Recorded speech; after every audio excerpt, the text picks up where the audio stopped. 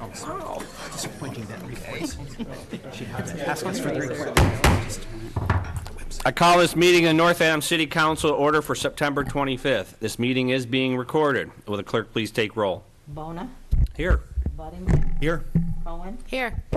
Here. Hopkins, Here. LaForest. Here. Lamb, Here. Moran. Here. Wilkinson. Here. And 9 present. Please stand for a moment of silence. Tonight we'll remember, as spoken last meeting, Molly, our North Adams First K-9 officer, and Daniel Peralt, former member of the Northern Berkshire Vocational Regional School Committee.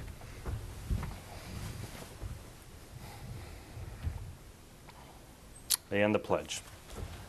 Pledge allegiance to the flag of the United States of America and to the republic for which it stands, one nation, under God, indivisible, with liberty and justice for all. Need approval of the minutes of September 11th. Motion to approve? Second. Cohen and LaForest. All in favor? Aye. Opposed? Minutes approved.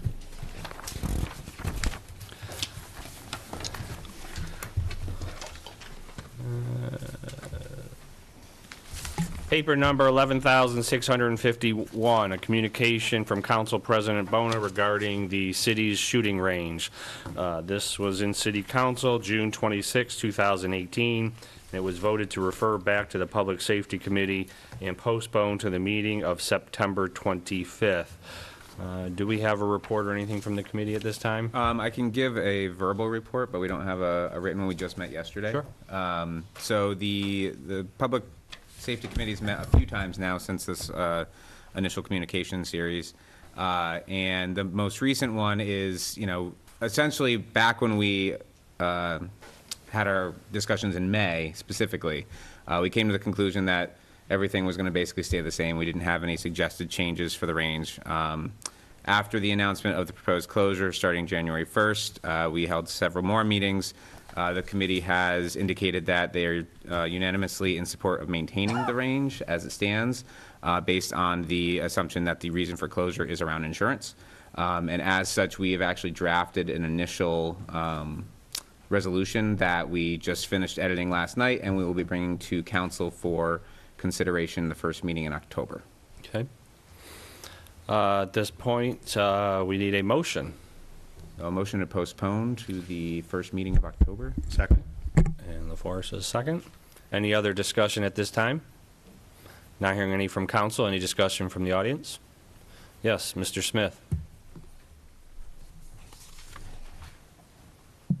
Okay, I'm Robert William Smith. I live at 140 Pleasant Street.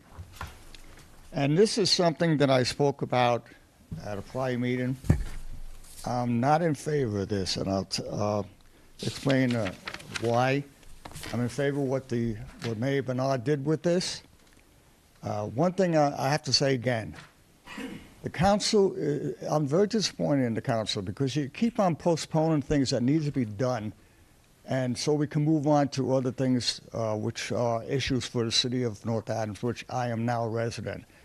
So I'd like to see more movement, more efficiency going forward. But I know Mr. Lamb and his committee are saying that this benefits a lot of people, residents of the city. Now, I know there's only 80 people who have keys to that site. Now, I don't think 80 people, as compared to over 10,000 that live in the city, is a lot of people. So my take on this is I don't think it's worth the money to get involved with this. I don't think it's worth the idea that somebody has to police the people who will have access to this. Who's going to do that? What about the insurance issue? So I think this is something that should not be done. That money should be kept for other programs which benefits more people in our city. Thank you. Any other discussion from the audience? Not hearing any, we have a motion on the table to postpone this to the next council meeting. All in favor? Aye. Oppose? Meeting postponed. Paper number 11,682-1, an order accepting the provisions of Massachusetts General Laws, Chapter 32, Section 6, regarding a stipend for the Retirement Board. This was in City Council September 11th, 2018. It was voted to amend the order and voted to refer to the Finance Committee and postpone to the meeting of September 25th. We have a report? Sure. The board did not have a chance to meet, mostly my fault because I was out of town at a seminar. However, we have set up a meeting on October 10th at 6 o'clock in order Okay. to pursue this. So we need a motion to postpone to, A motion to postpone to, let's see, the first meeting after the 10th, if the clerk would be so kind as to give me a date. Be the last meeting in October, last meeting. which is, I don't have a calendar. Sorry. in front of me. Anyone got a calendar out? It's October 25th. October 25th. Thank you. I'll second that motion. Okay, so we have a motion and a second to postpone to October 25th. Discussion. Counselor Cohen and then Counselor LaForest. I did go to a meeting of the retirement board last week. I brought many questions and concerns, and I do urge every single member of the city council or anybody who is concerned about this agenda item to try to make it to a meeting or speak with somebody that's on the board. It definitely clarified a lot of things that were unclear at the time, and I think going forward, if we can all have a clear understanding of it, then we can make the right decision. It's important that we make those meetings. Thank you. Counselor LaForest? So I don't want to speak to the nature of the order per se, but I did indicate a figure at the last meeting that was not correct, and so I did want to clarify. What I indicated was that the combined unfunded liability for pensions and OPEB, which is other post-employment benefits, specifically medical insurance, was around $40 million. And before I give the actual figures, I just want to make clear that this is a problem that every community across the Commonwealth faces, and probably every community across the United States. And what this means is that the amount of revenue, tax revenue, the city can generate falls short of what is actually required to provide pensions and benefits for our retirees. Not that we shouldn't. That's not, this is not an indication or an opinion on whether or not people deserve their pensions, because of course they do. But I indicated the combined amount was approximately $40 million. And I just want to clarify that I was quite a bit under. The unfunded pension liability alone is $20,015,834. The unfunded OPEB liability, based on primarily bond returns between 3.58% and 7%, is anywhere between $52.9 million and $85.2 million. So my $40 million estimate was, grossly under the actual figures, and there was a loud conversation, audible conversation in the hallway. So I just wanted to make sure that those figures were accurately reported. And again, this is sort of a secondary problem and not exactly related to the stipend, but I did just want to clarify those. Thank you. Any other discussion? Yes, Counselor Buddington? Just to make sure we're correct here, our second meeting in October is 23, 23rd. right? Okay. It's the 23rd. Okay. 23rd. Do we need to amend the motion then? Yes, it's Please do. 23rd. Yes, amend, so, All right, then I would like to make an amendment to the motion that instead of meeting on the 20, we'll bring it back, not on the 25th, we'll bring it back on the 23rd. okay. Do you need a second to the amendment? Second? Second from Counselor Lamb. All in favor of Aye. amending the date from the 25th to the 23rd? Aye. Aye. Aye, okay. Oppose? Amendment passed. So we are now to the, so the motion on the table is to postpone to October 23rd. Anyone from the audience? Not hearing anyone. All in favor? Aye. Oppose? Motion is postponed. Paper number 11,706, Mayor's Communication number 69 regarding Domestic Violence Awareness Month. Without objection, file the communication. Oh, sorry. Yes, yes. Mayor, sorry. At this time, I'd like to invite Liz Mitchell from the Elizabeth Freeman Center up to join me to receive the proclamation that I'm about to read and then to say a few words about Domestic Violence Awareness Month. Thank you. So this is a proclamation designating October 2018 as Domestic Violence Awareness Month. Whereas the National Coalition Against Domestic Violence defines domestic violence as, and I quote, the willful intimidation, physical assault, battery, sexual assault, and/or other abusive behavior as part of a systematic pattern of power and control perpetrated by one intimate partner against another. It includes physical violence, sexual violence, threats, and emotional and psychological abuse. And whereas 1 in 3 women and 1 in 4 men in the United States have experienced rape, physical violence, and/or stalking by an intimate partner, and whereas intimate partner violence accounts for 15% of all violent crime in the United States, and whereas there is a common link between domestic violence and child abuse, and whereas the Centers for Disease Control and Prevention have found that 1 in 10 high school students in the United States has experienced physical violence from a dating partner, and whereas nearly 1 in 3 college women report having been in an abusive dating relationship, and whereas domestic violence against seniors is part of a growing epidemic of elder abuse, and whereas pets also are likely to be the targets of abuse, and people who are victims of abuse often refuse to seek shelter for fear of abandoning their pets, and whereas the city of North Adams experienced the loss of city resident Krista Lee Steele-Nudeslin to a domestic violence-related homicide in January 2018.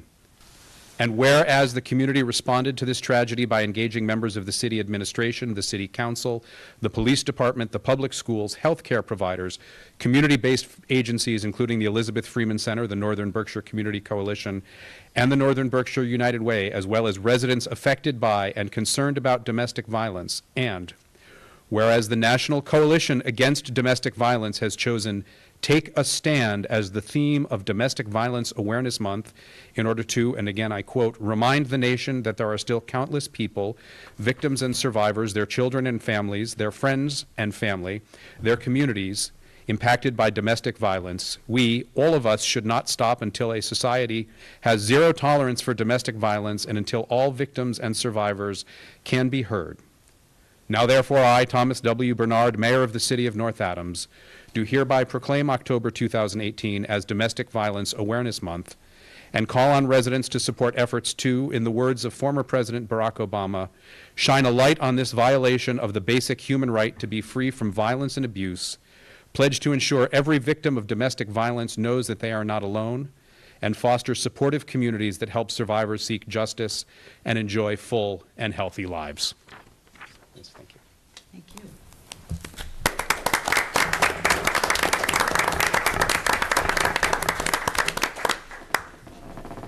Mr. Mayor and members of the City Council, I want to thank you for recognizing the significance of shedding light on the prevalence of intimate partner violence in the City of North Adams and the importance of working together to address this issue.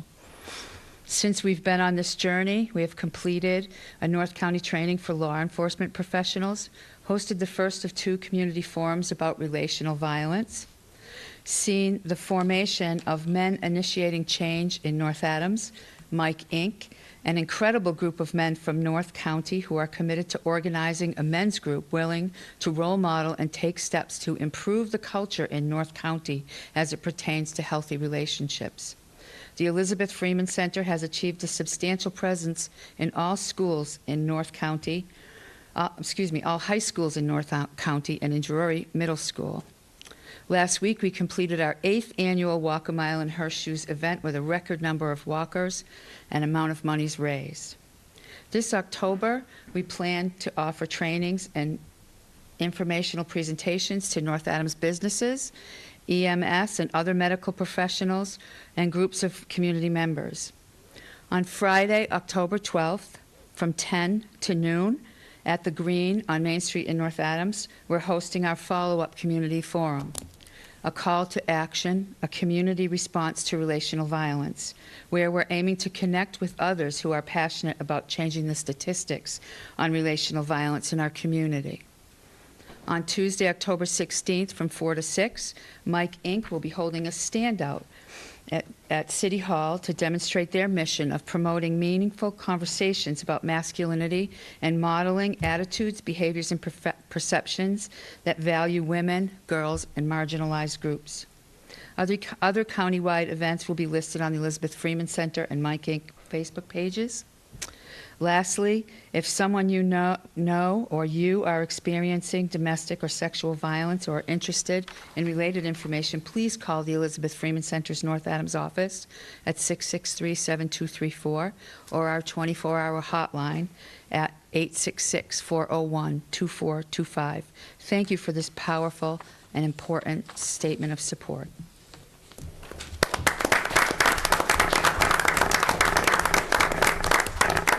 And I just want to thank Liz and Janice and the team at the Elizabeth Freeman Center. They have been really terrific partners with the administration and with the city over the past 9 months. I'm grateful to you. Thank you very much.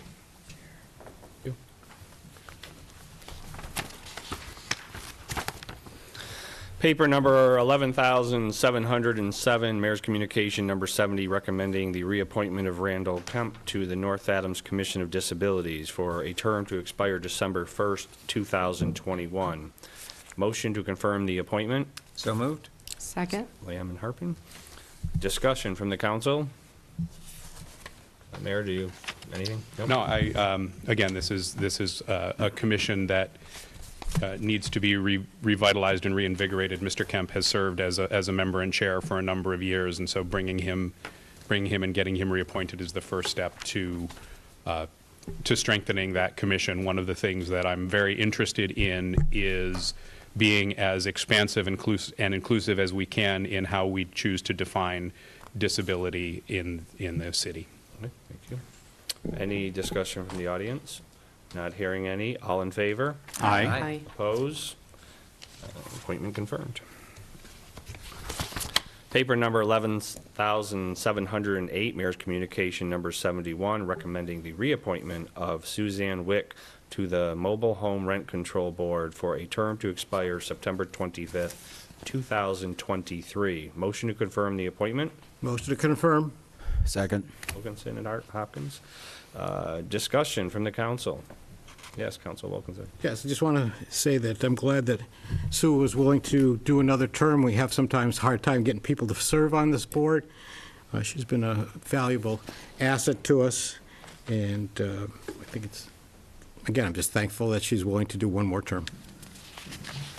Discuss from the public. Not hearing any. All in favor? Aye. Oppose? Appointment reappointed. Paper number 11,709, Mayor's Communication number 72, recommending the reappointment of Paul Senecal to the North Adams Mobile Home Rent Control Board for a term to expire September 25th, 2023. Motion Move to confirm. Second. And Hopkins. Discussion from the council. Yes. Yeah. Paul's been with us for a long time. We have heard through the grapevine that we're going to have a busy fall, as all 3 mobile home parks may be coming in for a raise, so we'll be busy. Paul knows the formula, which is kind of interesting to say the least. You really need to know it to be able to work with it, so I'm glad he was willing to do another term. Thank you. Any other discussion from council? Any from audience? Not hearing any. All in favor? Aye. Aye. Oppose? Appointment reappointed. Paper number 11,710, Mayor's Communication number 73, recommending the appointment of Sarah Sutro to the North Adams Public Arts Commission to fill in the unexpired term of Gail Sellers to expire on May 1st, 2022. We need a motion to confirm the appointment. Motion to confirm. Second. Cohen and Harpin. Discussion. Not hearing any discussion. Discussion from the audience? None? All in favor? Aye. Oppose? Appointment confirmed. Paper number 11,711, Mayor's Communication number 74, recommending the City of North Adams establish a senior tax work-off pilot program. Without objection, file the communication. And we will move to the order. Paper number 11,711, an order accepting Massachusetts General Laws, Chapter 59, Section 5000, to establish a property tax liability reduction in exchange for volunteer service persons over 60. Motion to adopt. Motion So to moved. adopt. Second. Lamb and Cohen. And discussion. We have Buddington and then Lamb. I think I'll speak in opposition to this. It seems from my reading of it that this is an opportunity to allow seniors to basically work off some of their taxes, but they, under this, will not be allowed to make more than minimum wage. And I feel as though the city has the means to give citizens money in exchange for work, just as employees. And I would much prefer the simplicity of hiring people to do city work rather than this sort of in-between, where it's sort of volunteer, but we are compensating the people who do the work, but we're compensating them at less than the legal minimum. So I'm uncomfortable with that aspect of it. It seems to me another program that just tries to split hairs, where I think we could do it more simply by just hiring people to do work for the city. Councilor Lamb. One question that came up, actually someone from the audience asked it before at another meeting, is around the stacking of these benefits. So I guess it's not really a benefit, but the stacking of these opportunities. So if someone is both a veteran and also over the age of 60, would they, I know we haven't gotten to the second one yet, but would that be something where they could, okay, so it's one or the other? It would be, yes, so senior or veterans, not Okay. senior and, so a senior veteran would not be eligible for Okay. a And $2,500. right, I was Yeah. gonna say that's a big one. Yeah. Along those lines, there are folks that currently receive benefits that allow for a decrease in their tax sum each year without doing any sort of work in that capacity. And I'm wondering if they're already receiving, for instance, like a disabled veterans support, would they still also be eligible for these? So you're talking about something like a circuit breaker tax credit or one of those programs? Yeah. Yeah, no, it would be an either or. Okay, so it wouldn't, okay. Yeah. Thank you. Any other Councilor LaForest? Through the chair to the mayor, just for everyone's clarification, there is already a program in place for low-income seniors to receive, I don't know if it's technically an abatement on their property taxes. Is that correct? Correct. Okay.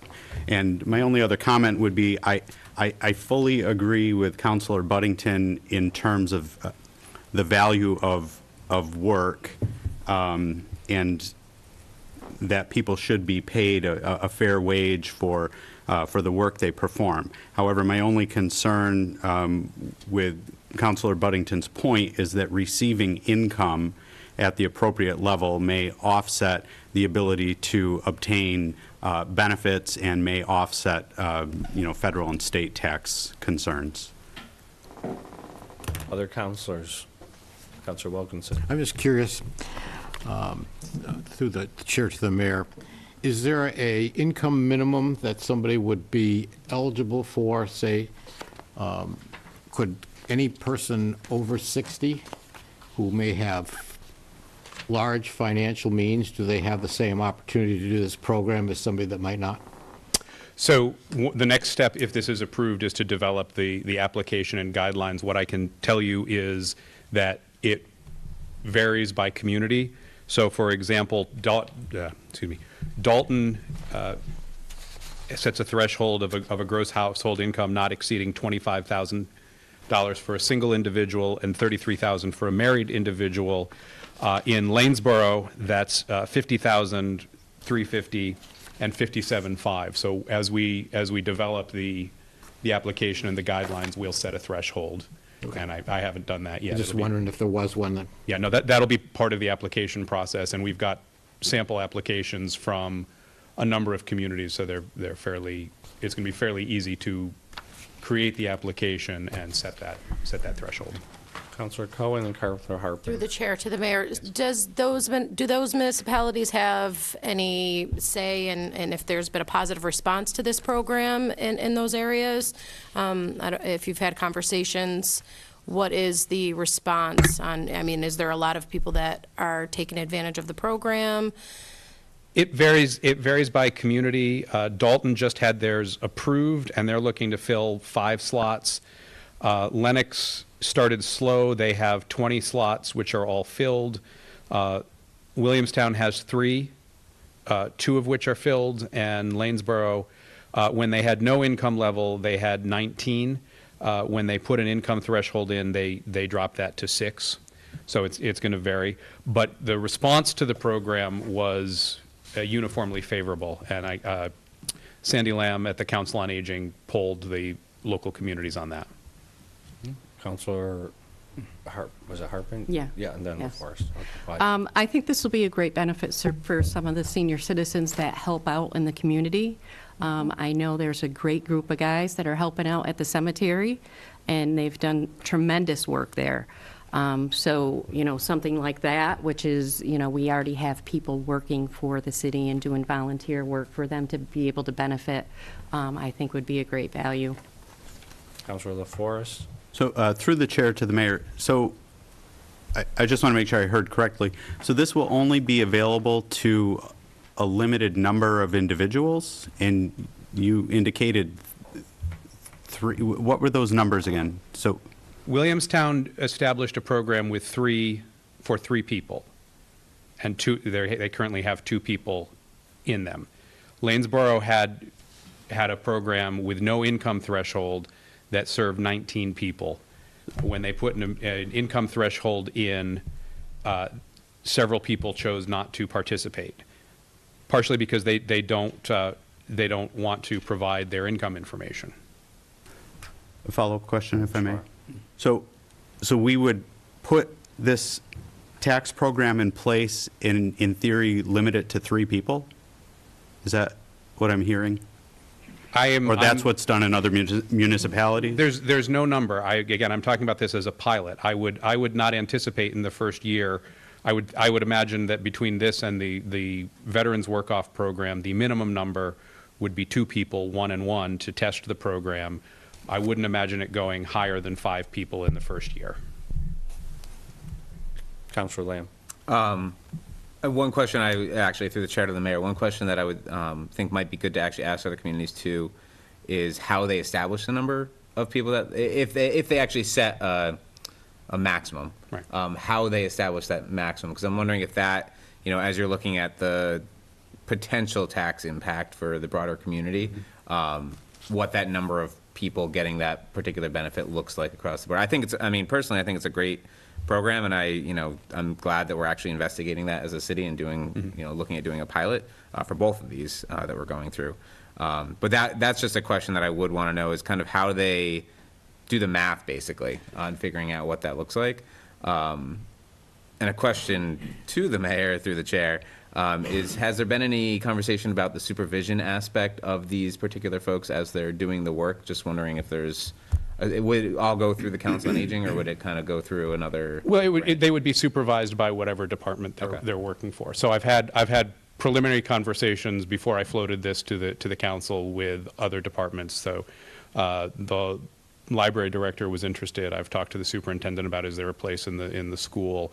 I would see my office as a place I'd like to have someone involved, and whether that's dedicated specifically to the mayor's office or something for, the administration as a whole, that's something to be determined. Thank you. Councilor LaForest. Through the chair to the mayor, an additional question, I'm sorry.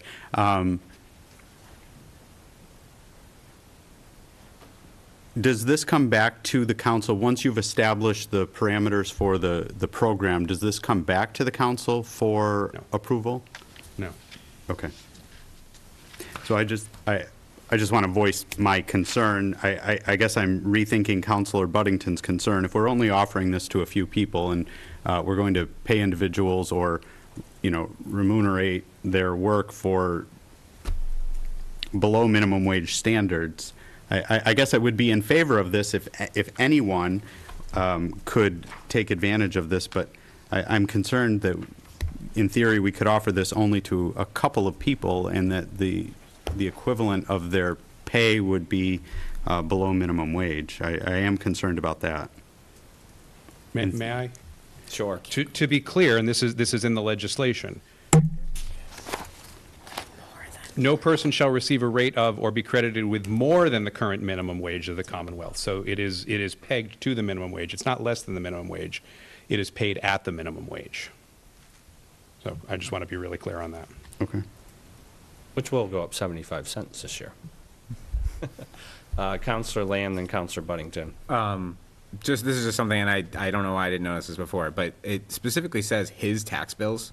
It doesn't indicate, so it is very gendered on one side, and I'm just curious if there's any concern there in the language.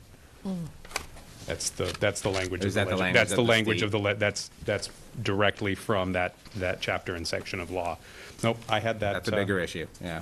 I had that reaction as well. Counselor Buddington. If I may, through the chair to the mayor, thank you for forwarding us the citation from state law. That saved a lot of time. Part of that says that the services rendered shall be deemed employment for the purposes of unemployment insurance as provided in Chapter 151A.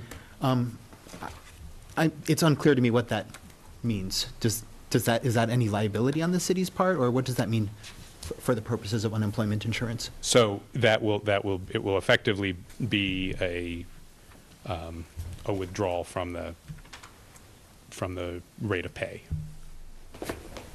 So if they're at the current minimum wage of $11 an hour, as you would in your paycheck see unemployment taken out, it is taxable in that area. Okay, thank you. Counselor Harpen. So are they actually going to be getting a paycheck, or are they just going to get a rebate on their taxes? It's a tax abatement. Okay, Yeah. okay. I have okay, Counselor LaForest. I'm sorry, through the chair to the mayor, and please forgive me. So this is considered employment or a volunteer opportunity for which unemployment insurance is paid? Unemployment insurance, I'm trying to find the one that Yeah. that lays this I out. did read it, but now all of these questions are Yes. coming up in this conversation, so.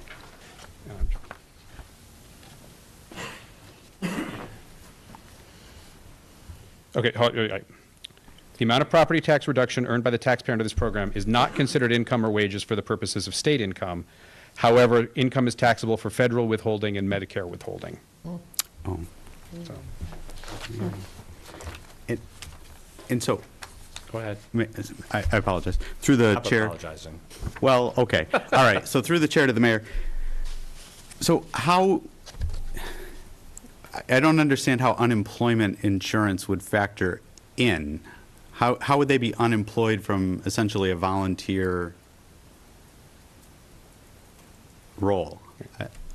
because they are receiving a benefit, it is for that purpose considered income. So this is, again, this is how the legislation was written. It would probably be like someone receiving an automobile for their job, but not getting paid for the job, but you get a use of an automobile, so it is still something you would have to claim. I think Counselor Lamb. that's a fair analogy. Yeah, so I've actually participated in programs way long ago through AmeriCorps, and so they have similar kind of mechanisms where you do work, you don't really get paid anything, but you get scholarships that are taxable when used.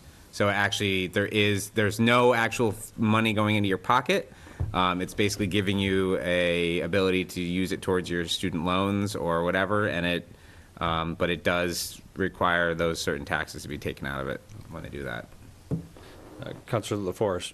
I just want to say, this is a very fine program that unfortunately is weighed down with the legislation. That's my only concern. We do have the option, we don't have to vote on this tonight. It can be moved to committee if people feel more comfortable with that. I know people don't like stalling, but this is the first meeting we've had this in front of us. What we don't know at first, when I was looking at it, is this something that should go to Finance Committee, because it is something, in a sense, does affect the budget, because it does lower the taxes that we collect. We don't know specifically how much because we don't know the numbers. We're hearing 1 or 2, but down the road that could grow. So I'm just throwing that out there because there's questions tonight, and I mean, if everyone's getting their answer, that's fine, but if there's want more thought and more questions, just putting it out there. Go ahead, Councilor Harpen.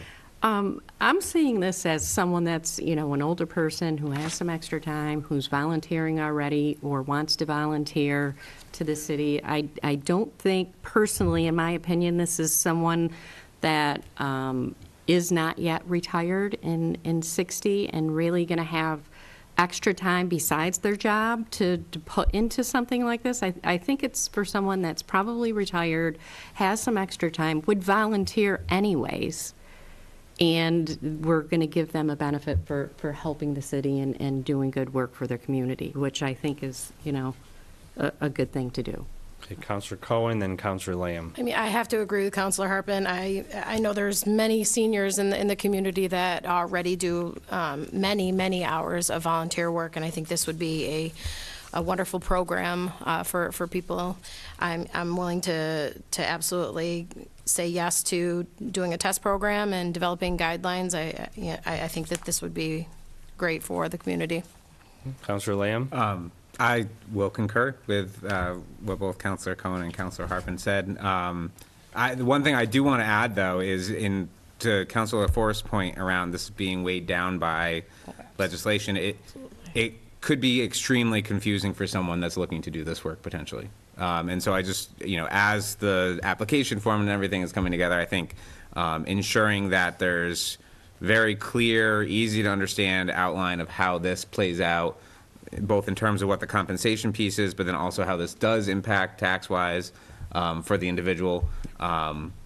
Because it may, in some cases, it may end up being something where it's not worth them doing it because it actually ends up being more of a detriment to them in the long term. But I do agree. There's dozens, if not more, of folks that are doing this volunteer work already, and I think having that ability to contribute to the community and receive some benefit of some type is really a valuable thing to pursue.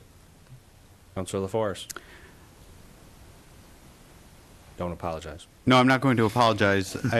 I guess I am another concern that you raised, Councilor Bona. If the program were to expand to, let's say, 20 individuals, and we give each of those 20 individuals a tax abatement of $1,000, that is $20,000 that would be reduced in property tax income to the city for a budget that has no wiggle room whatsoever. So I guess I'm just concerned about how that then affects the other property taxpayers in the city. I guess that's, I mean, I realize it's not a huge amount of money, but every time we lose $20,000 out of tax revenue, we have to make up that $20,000 somewhere else. So again, as I said, this is a very, very fine program, but there are a lot of issues with the legislation. Councilor Cohen. I would assume that considering the budget is coming out of the mayor's office, that is going to be something they would be thinking of when the numbers would increase. This isn't going to start this fiscal year, correct? Would this start? We could start it in January and then So this would apply affect to, you the know, and budget then this apply year. to the FY20 tax bill. I mean, I don't see it being such a large number that we should have to send this to finance, but if we need to discuss more. Well, Councilor Harpen first. I just think you have to look at value of their work as well. If you look at what the gentlemen have done and the woman have done at the cemetery at Hillside, it's just unbelievable, the value that they have given back to the city. It's way more than $1,500 a year. I believe the stones, just replacing one would be, you know, $20,000 or whatever. So, I mean, we're talking thousands of dollars that they have contributed to the city and also made the city look beautiful. So I think that's huge value. Councilor LaForest. so I want to be clear that my concern is not for the value of the work the volunteers provide or whether or not they deserve the tax abatement. My concern is that once we give, and I'm also not suggesting the mayor is going to be irresponsible with this, but I just want to point out that the mayor indicated that once we initiate this, it won't come back to council. There is no wiggle room in our budget, and so this $20,000 is added to, potentially, a $20,000 stipend, and that's $40,000. And then we have increases in fees. And the one thing I hear from residents over and over and over again is that they don't want their taxes to go up. And my only concern is that every time we spend more money, that does have to be made up somewhere. And my question, not necessarily that this should go to committee, but my question is, are we going to limit this so that it won't be a burden to the rest of the property, the rest of the retired property taxpayers in the city? That's my only concern. I have, I feel the pros outweigh the cons in this, but one concern that I would have, a few, but none major, but one is, and I think Councilor Harpen said, a lot of these people would probably volunteer anyway. You take, for example, the people who help up the cemetery, that they're doing this already. But now you give one of them, or you give another office, or you give someone this benefit, but if we're only going to do 2 or 3, others don't get it. And now you've taken volunteer jobs that are all level, and you've sort of given some higher level because now they get a tax incentive while others don't. So I could see that becoming, politicizing volunteers, but I could see where some might be, well, fine, I was volunteering and they were volunteering, but now they get a tax incentive and I don't, so I'm not going to volunteer anymore. So that's just, will it happen? I don't know, but, because we have a lot of volunteers. I mean, we have volunteers working in many of our departments, from the schools, the libraries, et cetera. So, is this a need? Do we feel we need this to get better volunteers? It was one thing if you could say, okay, all volunteers get this one incentive, but it's not. It's only going to be a couple. So that selecting process obviously falls in the hands of the administration, but it could complicate things. Yes, Councilor Lamb. Just a few things that are coming to mind. And, to the mayor's point, if you wait till next fiscal year and we review this, or the finance committee, whoever is composed on finance committee at that point, sees this and says, tell us where these dollars are. Like, explain that, break it out. We can withdraw that piece of it from the budget. We can say, well, no, that particular $1,500 hit or whatever is not acceptable. Like, that's something that can't happen. So while we can't add to the budget, that's a point where we can subtract from it if we see that it does impact the broader population in a negative manner. That's something we can do.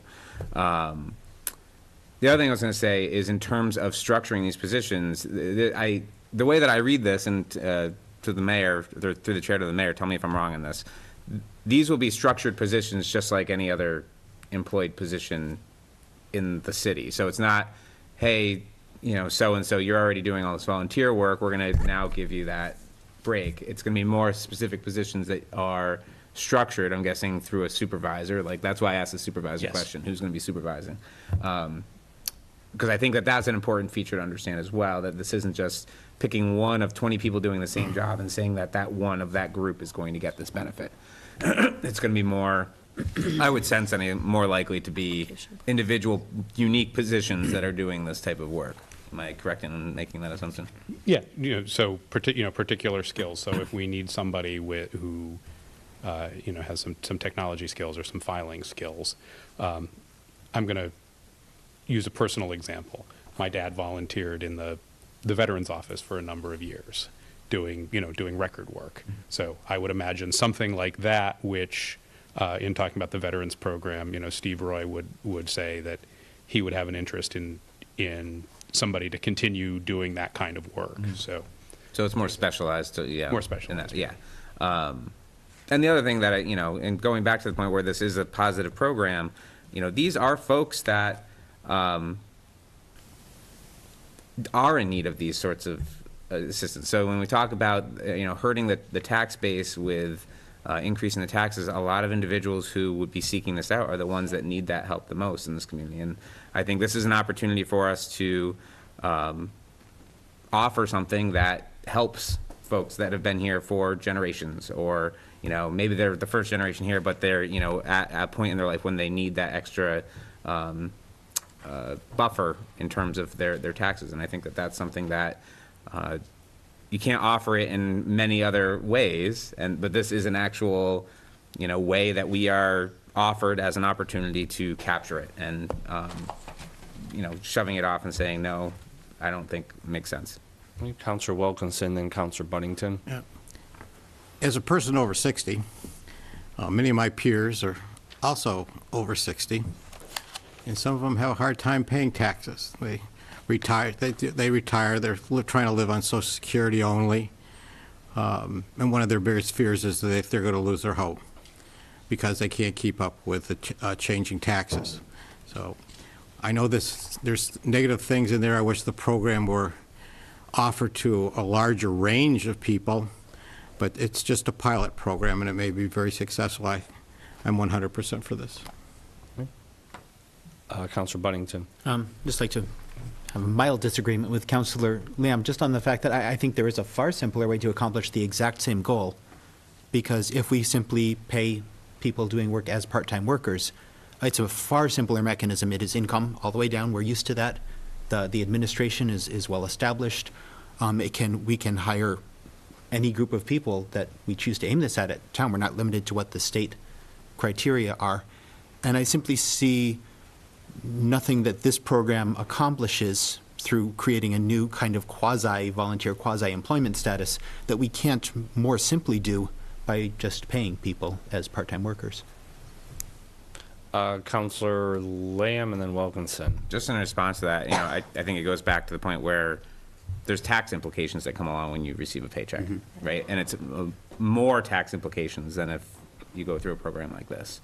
So when, you know, there are instances where if individuals are on a fixed income and they are receiving a certain type of health benefit or certain health benefits, every dollar that comes into their household essentially gets thrown back out into that universe because they're claiming everything needs to go towards that sort of thing. You know, my great-grandmother had that situation where she had a small form of income that was coming in. She never saw a single dollar of that. She was living in a nursing home. Every single dollar that came in went immediately back out to support living in that nursing home or assisted living facility. And so I think when you look at the uniqueness of this program, that is the benefit, right? So the fact that it is not a paycheck is the benefit. And I understand that it's more complex than just writing a check to someone every 2 weeks when they do a certain amount of work. But that complexity is the buffer that allows for this program to function as it does in that respect without the tax implications for them. So that's why I see that actually as a value add versus a challenge. Counselor Wilkinson. Yeah, no, I can see Counselor Buddington's point if we just maybe bypass the program and just hire people. However, then I don't know if you get into a discriminatory thing where we're only going to hire people over 60. I mean, it kind of leaves, if you're going to have a job offering out there, I don't know if maybe you can, I don't know, I'm not an expert on it. Yeah, we're going to have a job at City Hall, but you got to be 60 in order to be able to take it. I just don't know where that falls. Question to the mayor. Are volunteers, do they fall under like workman's comp?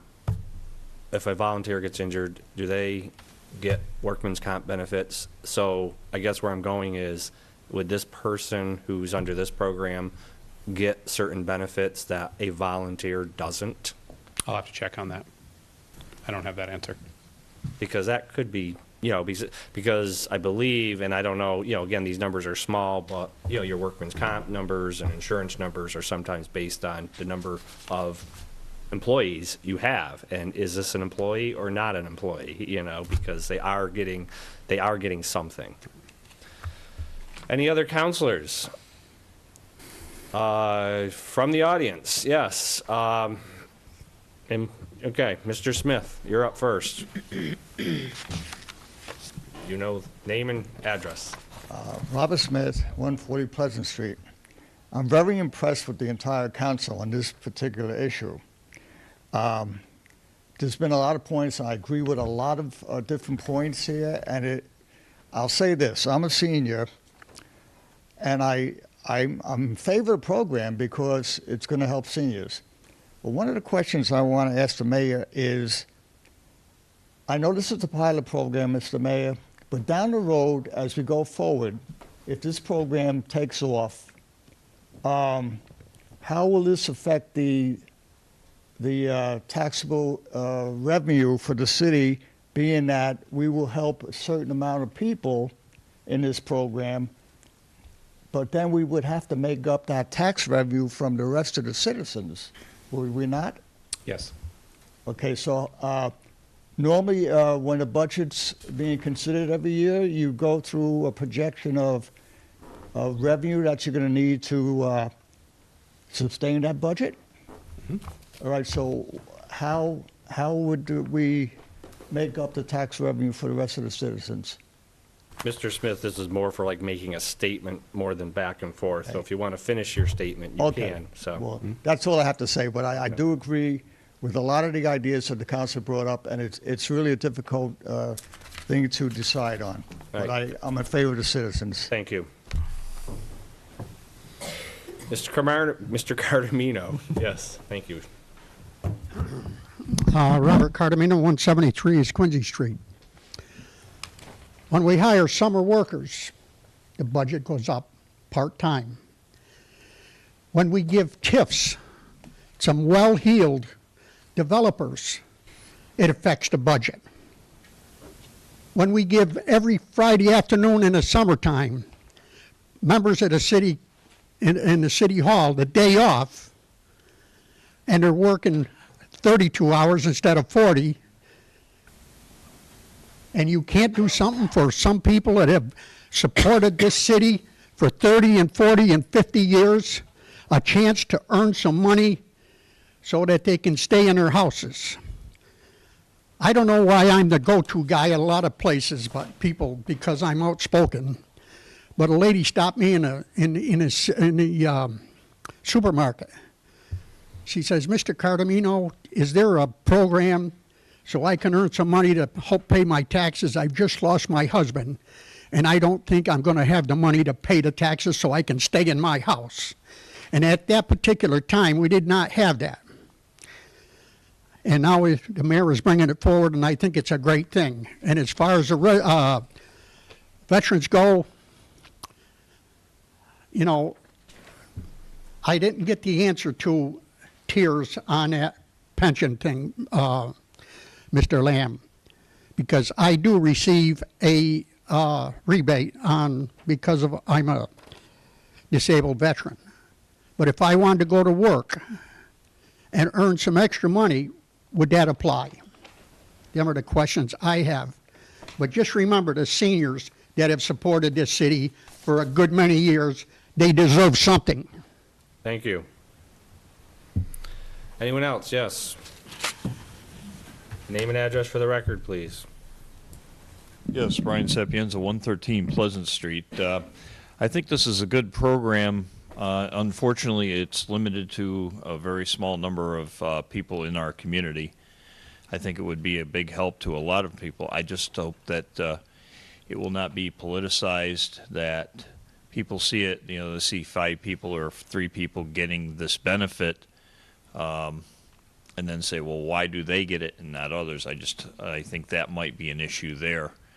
And being a small town or small city, you know, everybody knows everybody else, and word would get around if one person is getting it, why is this person getting it and not that person?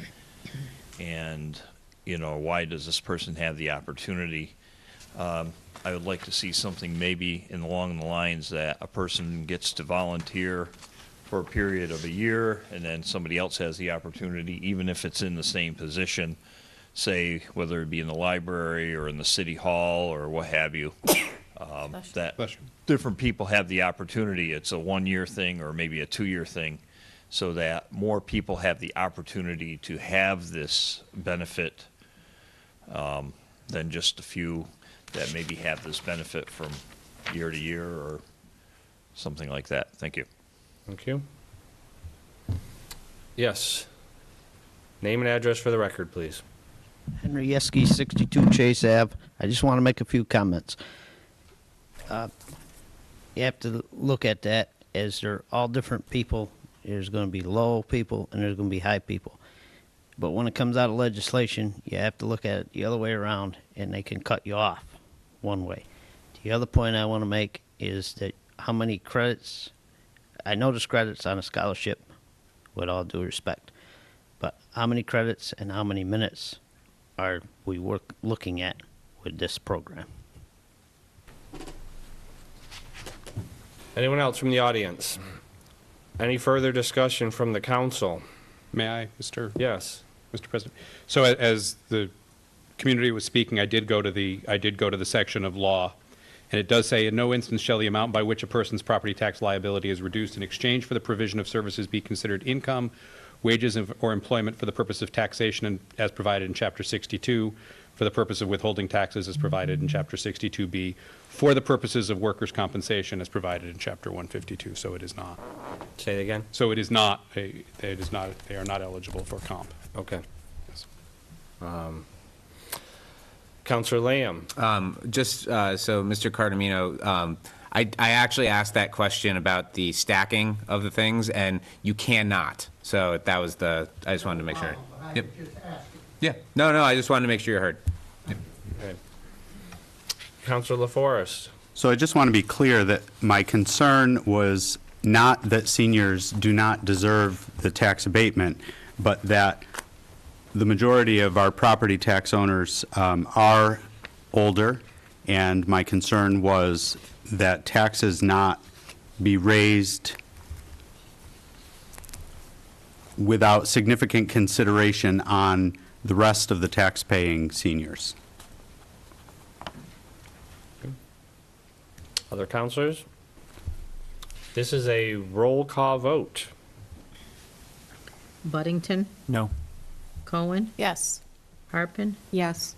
Hopkins, Yes. Forrest, Yes. Lamb, Yes. Moran, Yes. Wilkinson, Yes. Bona. Yes. We have 8 yeas, motion carries. Motion carries.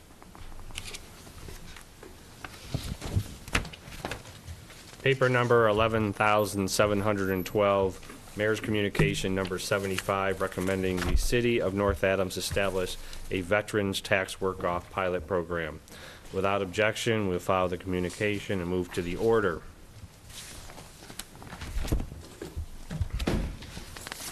Paper number 11,712, an order accepting Massachusetts General Law, Chapter 59, Section 5N, reduction of property tax obligation of veterans in exchange for volunteer service. Motion to adopt. Motion to adopt? Second. Wilkinson and Harpin. And discussion. Counselor Buddington. Keep it short. My opinion's the same as the last one. I think this is a complicated way to achieve a simple end. Okay. Counselor Cohen. I kind of want to just throw a comment out there that I do hope in the selection process that we are doing a needs assessment and that we have an application process that is marketed very well, because to the point, that we've had with Mr. Sapienza, I feel as though this could possibly become political, and I would hate to see favoritism happen and the same person get the benefit every single year, and that this is, I want this to be spread out evenly with the citizens that are in need. And if it is popular and if it's successful, I think that's going to be wonderful, but I think there's a good way to make sure that it's hitting the targets out in the community that are most in need. So not just working with the senior center and with the Veterans Department might be a little bit better, but there are seniors in this community that do not go to the senior center, and we may need to do really good marketing out to them, and maybe a mailer to make sure that everybody knows that this program is available. Mayor, how will these positions, will they be advertised similar to any other position? How will the word, going off of what Counselor Cohen is saying, so you mentioned your office might need one. How would that be put out? So most of the applications I've seen ask for people to list their skills and the areas that they're interested in. And so if there were applicants who had skills that were in need, in demand, then they would be matched with an office. So again, I don't have the entire model because we haven't developed it, because without approval, there's no reason to develop a robust application. What I'll say is, again, that we've got good samples from other communities, and we'll adapt what they've done. Will part of the reviewing of applicants be their need versus also their skills? So Yes. Okay, thank you. Yes. Counselor Lamb. Not to think that it would come to this at any point necessarily, but these folks could essentially be fired from a position if they didn't fulfill the needs outlined by the role, correct? Yes. Okay. And so it's not if you're in it and it's a year-long commitment, let's say, and that person ends up either leaving on their own accord or leaving by removal, that position could in theory become reopened for another person to occupy that, or would it be locked out for the year? In theory, it could be. Again, I haven't gotten that far into the development. Yeah, I just wasn't sure. The other side of that, though, Counselor, is if somebody didn't complete the full amount of hours. What is it? It's like 83.3 hours. 125. Yeah, 125. Okay, Yeah. thank you. If they didn't complete the full 125 hours, they'd get a prorated abatement. Right. Counselor Wilkinson and Counselor Harper. Just a question concerning unemployment. If you were to rotate people after a year, I've done contracts before, and the contracts are over, and you hire people, and they go to unemployment, and they get the unemployment because the job ended. So if we end the job after 1 year, so somebody else can have it, would those people therefore be eligible to collect unemployment? Again, I'm looking at the legislation. I do not believe so, but as I'm reading this. Because you are basically not terminating them, you're saying the job position is over, which normally triggers unemployment. It's temporary. You're also not required, though, to have workman's comp on them either, so. Yeah, that's well, no, where again, it's just a question I'm asking, that's all. Yeah. It's not income, though. They're not getting paid, it's not income. Counselor Cohen. Yeah, Oh, I mean, well, if wait, it's a yeah. temporary position, I'm assuming that the literature and the whatever contract they're signing is going to say, after a certain date, you would have to reapply to follow the program as well. Just to follow up, if I might. But did I hear it wrong before that we're going to be taking unemployment out of their paychecks? If they're having unemployment removed from their paychecks, wouldn't they be eligible for unemployment? If they left early, maybe. Such services shall be deemed unemployment for the purposes of unemployment insurance, but they would be at will, so. Again, I have no problem with the program, it's just there's, That's a good as I think it was mentioned before, the bureaucratic stuff on top of such a nice program just seems to be absurd. But Counselor Harpen. I just want to echo on what Counselor Cohen said and making sure that we're reaching everybody. And I would just suggest a good way of doing that is maybe putting a note into the tax bills. So those are the people that you really want to reach, and it might be a good idea just to put something in there whenever you plan on doing this for the next tax season. Okay. Any other counselors? Audience? This is a roll call vote. Buddington, no. Cohen, Yes. Harpen, Yes. Hopkins, Yes. LaForest, Yes. Lamb, Yes. Moran, Yes. Wilkinson, Yes. Bona. Yes. You have 8 yeas, motion carries. Motion carries. Paper number 11,713, Mayor's Communication number 76, regarding the removal of the North Adams Police Department from civil service. Without objection, we'll file the communication and move to the order. Paper Move to number. adopt? What's that? Move to adopt? Put it out there. Oh, we haven't put it out here Yeah. yet. Okay. Paper number 11,713, an order accepting the proposal to exempt the North Ends Police Department from civil service. We need a motion to adopt. Motion to adopt. Second. I just will be, say I will abstain from discussion on this due to my son working at the Public Safety Department. Thank you. And he's actually, would be affected by this one way or the other, okay? Mr. President? Yes. I just, thank you for bringing it to my attention. I also have to abstain from this. So I can run the meeting, but I will not be speaking on this. What's that? Oh, So you're Councilor right. Wilkinson wouldn't be able to make the motion. on it. Right, I have- Correct. Just have to go back to. I will, Gotta go back. I'll take it back. All right. Move to adopt. Counselor Hopkins and Counselor Lamb. Discussion. Oh. Counselor Buddington, Counselor Lamb. I feel as though this is a huge change, and I have, thanks to previous discussions, I have some idea of what the implications of using the civil service system are, but I'm really in the dark as to what replaces it. So I hope we can hear more specifics about how the hiring process would work in the absence of the civil service program. Counselor Lamb. That was essentially through the chair to the mayor and anyone else that wants to speak to this as well. Sort of what the pros, cons, reasoning might be and process associated with hiring, if not through civil service. Other counselors?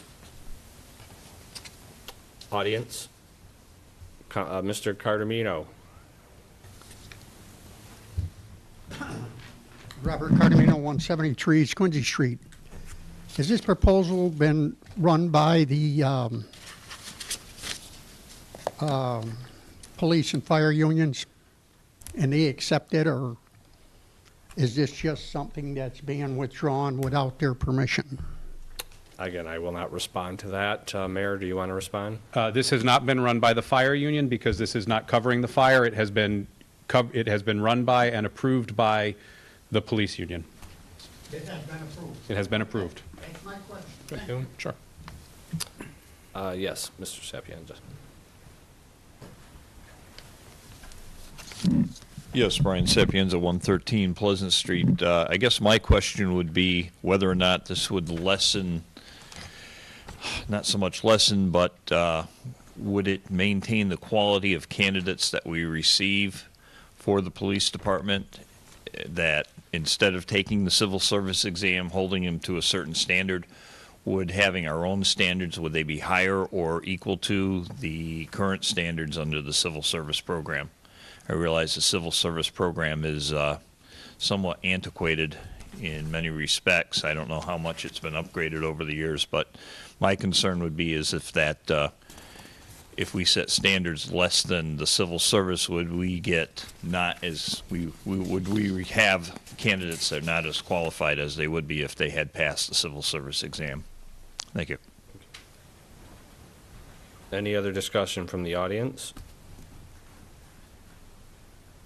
Counselor Lamb? Can we get answers to the questions we raised? I don't feel like this is something where they can't answer us about like what the pros, cons, all that jazz is. Go ahead. With your Could you give us permission. a lowdown on that? Yeah, with your permission, I'm going to invite the director up to speak to this point. Yeah, either that or is he writing them down? He's the bus driver, I just got run over. I thought there was a bump there. Okay, thank you. Civil service has been here in the city since somewhere around 1940 is when it was adopted. Civil service in Massachusetts came in 1884, so it's been around for, well, whatever, 124 years. It's old, it's antiquated. A lot of the laws that are in place as far as trying to find that qualified candidate, the biggest component for the civil service, there's two things to civil service, primarily for any, I'll speak specifically for police. The test, the written test is what it's based on the onset, entry level. And the other end of the spectrum is any type of disciplinary action that may occur there's an option, once it leaves the appointing authority's hands, an employee who was disciplined, suspended, or whatever, has an option, more than one option, to go to civil service. They can go to civil service, or they can go to arbitration. It's not civil service, it's separate from civil service. So what we have found is that written examination doesn't cull the qualified candidates. It kind of shrinks the pool for us. Living here in North Adams, it's very difficult for us to recruit good qualified candidates that you were mentioning, sir. Once we get through our local list, which we have done already, there's no one left. There's no one left. Now, we would love to look out to our neighboring communities, Berkshire County, and try to recruit people to keep it local. You know, qualified candidates, military, veterans, college-educated people, people with fluency in second languages, prior police experience, already having attended a police academy. Civil service doesn't look at that. It really doesn't matter to them. You take a test, a written test, you score that test, and that's it. You could be extremely intelligent, but lack a whole lot of common sense. And we have to try to find that in between. So what I have done over the last 6 years is stopped the settling for kind of mindset. We need good qualified officers. We see what's been going on nationwide. Right now, we've got a real good bunch of officers. We've had a significant turnover over the last 6 years. These newer officers see what I'm seeing and what the need is. We need to recruit good officers, but we need a bigger pool of candidates. Civil service does not give us that bigger pool of candidates. If I want a large pool of candidates, they'll come in from Eastern Massachusetts. When I do this, and I have done it several times, from Worcester east, that's where these candidates are coming from. And they're not coming up here. Frankly, they don't want to move. They have family lives down there. If I look to put on reserve officers as part-time work, they're not going to come up here for part-time work. They're not going to do that. I don't have a candidate pool. I am going to call for another list. I have to. And I'm going to have to use civil service because this is not going to be gone in time for us to use this. So I'm going to cross my fingers and see what we get for a list of candidates, which is going to be very narrow, very limited, and hope we get some good candidates.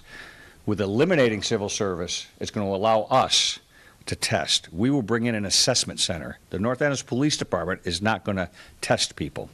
This assessment center, the state-recognized assessment center, will come in and test the candidates. That's what you use for the sergeant exam. Yeah, and there's a fee for this. It's an online. It'll be put out on social media through the statewide network. These candidates will test. It will group the top 20, top 30, top 40 in that test. Now, when the North Adams Police Department, like Adams is doing, Adams Civil Service is gone. Williamstown, as we speak, it's about to be signed by the governor this week. It'll be gone. They see it. Northampton, East Hampton, all these communities are opting out, locally. So what we're trying to do is enable us to now, with the assessment center, we can find people that are veterans, which are going to be always a priority. Veterans are always a priority for hiring. College education, EMT, paramedic, again, fluent in secondary, but they can put that on the application. It's not there now when you take a civil service test. You just fill it out. It's very generic what your background is. But we're going to require that. We want to know that. And then we get this candidate list. Now suddenly my list goes from, I want to hire 2 officers. They're going to send me a list. There's a formula. It's that the number times 2 plus 1. So if I want to hire 2 officers, they're going to send me 5 names. 5. Well, if I want to hire 2 officers, I want 15 names and really go through them carefully and pick background checks. We do this anyway, but to pick the best candidate. And that will speed things will go much quicker. Again, the police union has recognized this. They fully support this. They want us to get rid of civil service so we can bring in some good people. Right now, my hands to hire are tied. I can't put it any simpler than that. And it's just if we lived in Eastern Massachusetts, we may not have this problem. But out here, we have a problem. We have a problem. Thank you. Counselor Moran, Counselor LaForest. Through the chair to Director Casali, do you find that North Adams sometimes with the civil service is almost like a stepping stone? You get somebody, they come in, and then they're eager to move east once they come here. Is that also an issue, or is it just not even getting qualified candidates? Most of the officers stay. Okay. We have had right off the top of my head, 3 officers that have gone east, Cape Cod to the shore. I just had an officer 2 months ago leave a neighboring community in Berkshire County, left North Adams. Frankly, they paid more money. That's why they left, and they're doing a fraction of the work. We all recognize how busy we are. We're the busiest little city per capita in the Commonwealth. It's just the way it is. So they recognize that, and our pay scale isn't that great, and they know that. So this is one of the reasons why they do leave. But, we work hard, we train well. These officers are well-equipped and well-qualified to do a great job. They're very marketable. So when opportunity knocks, other departments will snap them up, and they do. Counselor LaForest. I don't have a question, but I do want to voice my support for this. I sit on the Legislative Policy Committee for Personnel and Labor Relations for the MMA in Boston, and it's not to say that per se, but other town managers, other councilors, the other elected officials that sit on that board. This is widely supported across the Commonwealth, and as Director Casalio pointed out, there are many communities that have opted out of the civil service to procure better prepared and better qualified candidates. So I am very much in support of this move. Counselor Cohen. Through the chair to the director, I am unsure if the civil service, my husband did the civil service years ago in New Hampshire, and they did a physical and mental assessment at the time. So how would this center that is testing, or the NAPD, upon hire, prior to hire, make sure that the applicant would be physically okay to be an officer or mentally capable? Right now, that requirement would, opting out of civil service, it is there. They have to have a physical examination, right, and they have to pass a basic physical agilities test, a PAT test. That's required, and that will still be required. One thing that is not in place is a psychological evaluation. It is not in place, but it will be in place when we move through this. We've already discussed this with our members of the department. It's never been there, so I mean, it's not something like, oh my God, we've had issues, but we're, as an improvement or an enhancement, we're going to include, as part of the pre-screening process, that psychological evaluation also. Thank you. Other counselors. Counselor Buddington. If I may, through the chair to the director, on the other side of things, on the disciplinary side of things, policing is a relatively high-risk, high-stakes job. Police do a lot of good, but there are also the opportunity for large problems. And it seems to me that leaving the civil service would place a lot of discretion in, presumably, your hands as the firing authority, that the civil service simply dodged the problem by making it relatively difficult to implement discipline. So I'm just in my mind trying to guess how it would be different and how it would work. How would discipline work in a department not covered by civil service? Who would adjudicate? What appeals would be possible? And how public would the process be? The process itself on the disciplinary side would not change. As it is today, it would stay the same way. For example, an officer, something occurred, required some disciplinary action. For example, the officer received a 5-day suspension for something. That officer, through the collective bargaining agreement, which is the primary mechanism with what guides all of us, the union, the collective bargaining agreement, that officer has an option to grieve that, which he would. That officer, there's a process. First, that grievance that he was unjustly disciplined would come to me. We review everything. I go through my command staff, we look at the investigation. In my opinion, the 5-day suspension would be upheld. The officer now has the option to appeal that decision to the appointing authority, which is the mayor, who is the appointing authority. They would have a union attorney with them for this, a union attorney, nothing to do with civil service.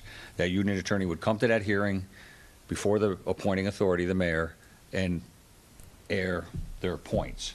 At that time, if the mayor says, I'm going to uphold the discipline, now where do they go? I think that's your question, Councilor Buddington. They have two options right now. One is they can appeal to civil service for a hearing. It's kind of a judiciary oversight board. They can appeal that to civil service, or they can appeal it to arbitration. It's kind of a fork in the road. Which way do you want to go? The only thing that's going to happen is civil service is going to go away. They go to arbitration. And statewide, in all honesty, arbitration has proven to be more of a pro-employee judiciary body than a pro-employer judiciary body. So the options are still there once they leave the city to go to arbitration. And that's where it would go. Instead of going to civil service, it would go to arbitration. May I follow up? So who provides that arbitration? Who is the authority that adjudicates that arbitration?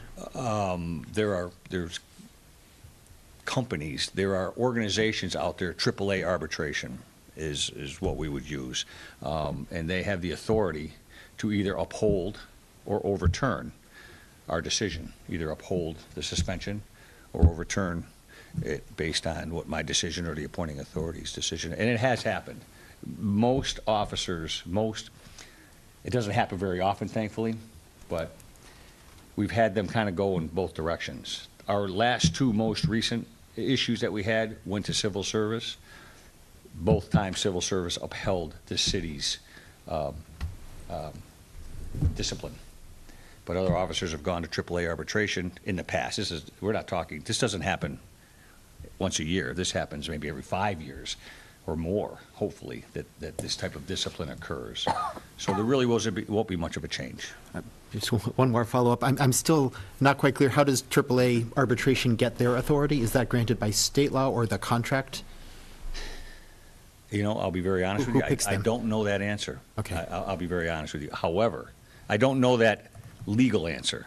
Mm-hmm. But what I can tell you is the decision of the arbitrator stands, because we've had this happen. The arbitrator comes in, the arbitrator hears the case, and whatever the decision, the arbitrator decision, it stands. The next course of avenue, if we were to appeal it, the arbitrator's decision, or the officer were to appeal the arbitrator's decision, it would have to go to Superior Court. That's the last stop in the whole process. Okay, thank you.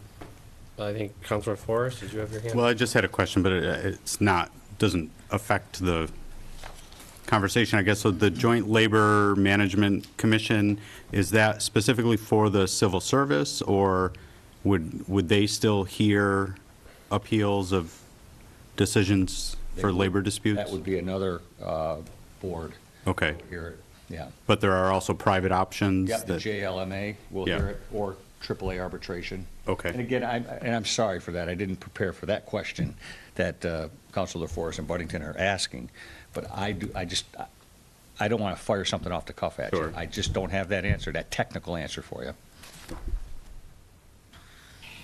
Councilor Moran. What's the time frame if this is approved to move it through the Senate and the House of Reps, Representatives and General Court assembled? Is it, you said Wampstown, it's being signed off this week. Adams has already done it. Is this something we would see? Early next year. The House is currently out of session, so it wouldn't be filed until the session begins in January, and then it would have to go through the state legislative process, and that could take a couple months. So it did take a little while for Adams to go through, and then Williamstown, the same process. So it'll have to go through, the readings and in the legislature, and then be brought forward. So I've spoken to the rep and the senator, and they're both aware that I was bringing this forward, so they know that the next step will be the request for legislation. Other councilors? The audience? All ready? This is a roll call vote. Buddington, Yes. Cohen, Yes. Harpin, Yes. Hopkins. Yes. LaForest. Yes. Lamb, Yes. Moran. Yes. Wilkinson. Yes. No, he Bu- can't vote. Oh, that's right. Abstain, sorry. excuse me. Sorry. Motion carries. Okay, motion carries.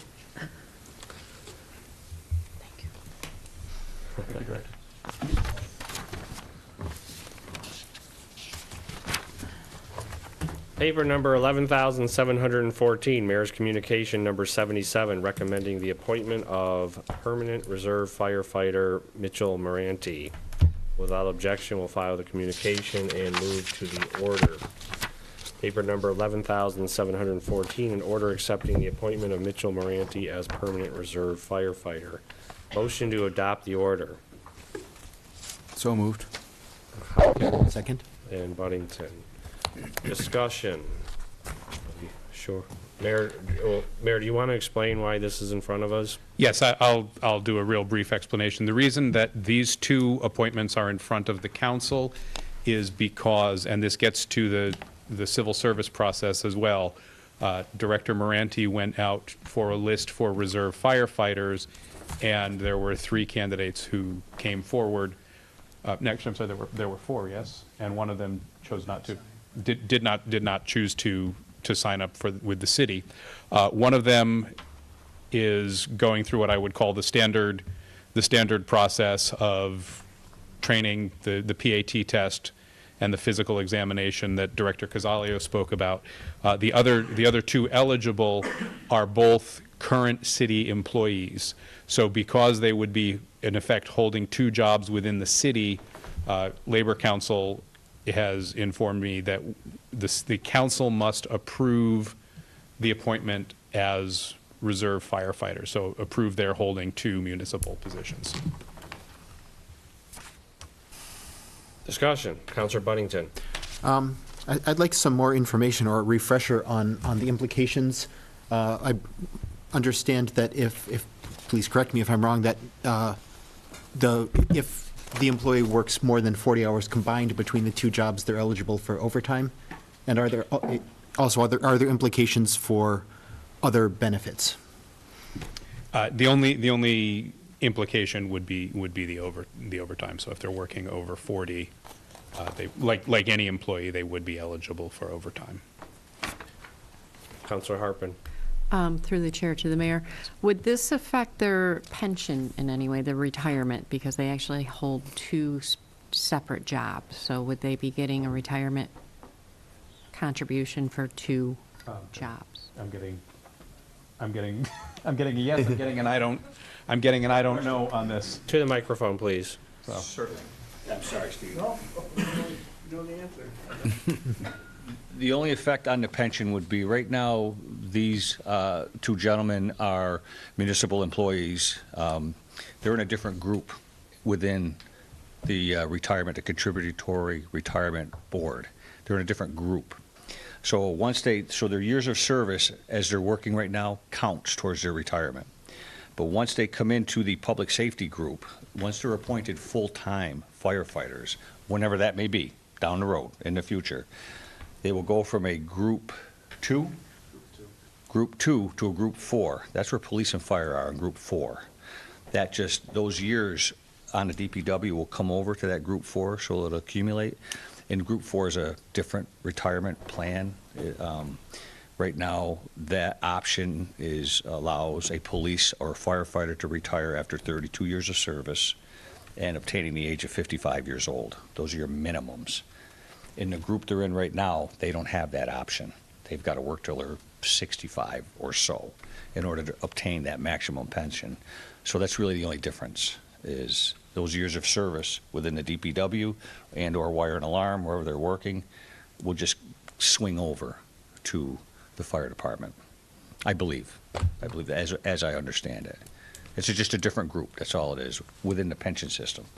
It'll go from Group 2 to Group 4. But that would be at such time, if any, that they became full-time firefighters, not permanent reserve. That's correct, upon a permanent appointment, full-time firefighter. I have a question. Being that they're reserve officers, the hours they may be working may be undetermined depending on the workload that comes up. If you have a busy week of fires, I don't know. But if you have an employee that has two positions and could be subject to overtime, how are the overtime figured? So if they're working 30 hours, let's just say at $11 and 30 hours at $20 an hour, what's the overtime? Is it on the 20? Is it on the, It's on the hours worked, so it would, if they're. Right, but if it's equal, if they're each working 30, if they say they put 30 and 30 on the lower and the higher, which one is, that would give you 20 extra hours in overtime. Which one is figured in as the overtime? So they're 40-hour employees. To the mic, please. 40-hour employees on their full-time job. So any overtime over as that position would be paid at the overtime rate at that position. Any time working as a permanent reserve firefighter would be at the overtime rate of the reserve firefighter, which is like $13 an hour, something like that. So in this case, do we know, I mean, I don't want to look at specifics, but if one position, if they're already working a 40-hour job, and then they're doing a reserve, let's just say they do 20 hours on the reserve, is it? At overtime. The overtime is on the reserve? Yes. Because they've already locked into the 40 hours on the other position? Okay, Yeah. thank you. We do this with dispatchers and, in the past, that's how we've done it. That's how I did it when I was hired, so. Okay, thank you. Counselor Cohen and Counselor LaForest. Through the chair to Mr. Moranti, do these two appointees, do they plan on being full-time firefighters? I would assume so. Closer to the mic, please. It's for at Yes, home. I would think so, yes. Okay, thank you. And then my second question is, because this is a safety-sensitive position as a firefighter, and these two gentlemen have 40-hour jobs, do you have concerns? Because I would say that I have concerns, but I am not in the position to make that comment. Do you have concerns that if these gentlemen are working significant amount of overtime with you, that there could be some issues with health, wellness, and their ability to do their job as a reserve firefighter? Yeah, it's no different than if we were to call guys in off duty. It's not like they're going to be working there daily. It's for the double alarm, when we have to call all of our off-duty firefighters in, they would come into those alarms. They would fill in for vacations and injured on duties. If we have guys out for extended time off, and they would fill in for them. And the way their schedules are, it's very limited on the amount of time it would be. Weekends, really, nights and weekends that they could work. For the sake of transparency, did you have to get special permission due to the relationship on this? Wasn't there? Yes. Right? Yeah, we've already been through all of the conflict interest laws. Okay, just. So I have the disclosures from. I know, it just wasn't announced publicly, so I just want No, people that's a good- at it's a fair home question. to It's a fair know question. that that has been passed. Councilor LaForest. Through the chair to the mayor and then Director Moranti. So I know one of the directors already answered this or indicated that this happens. My understanding prior to this evening was that there was no precedent for having a city employee work additionally in a second position. So this does already exist within the city? Yes. Okay, and you mentioned dispatchers? Correct. Okay, all right. So if I could just ask a couple of questions. How many firefighters are currently on the force? Right now, we have 26 on the books. And We have one that's going to be retiring, and we have 3 out injured on duty right now. okay, and how many reserve firefighters are you budgeted for? 4. How many do you have currently? 1. You have 1 reserve firefighter. And typically, if there were a double or multiple alarm fire, would you call in the reserve firefighters to assist the department? Yes. Okay, so there is a need for those reserve firefighters to be in place. Yes.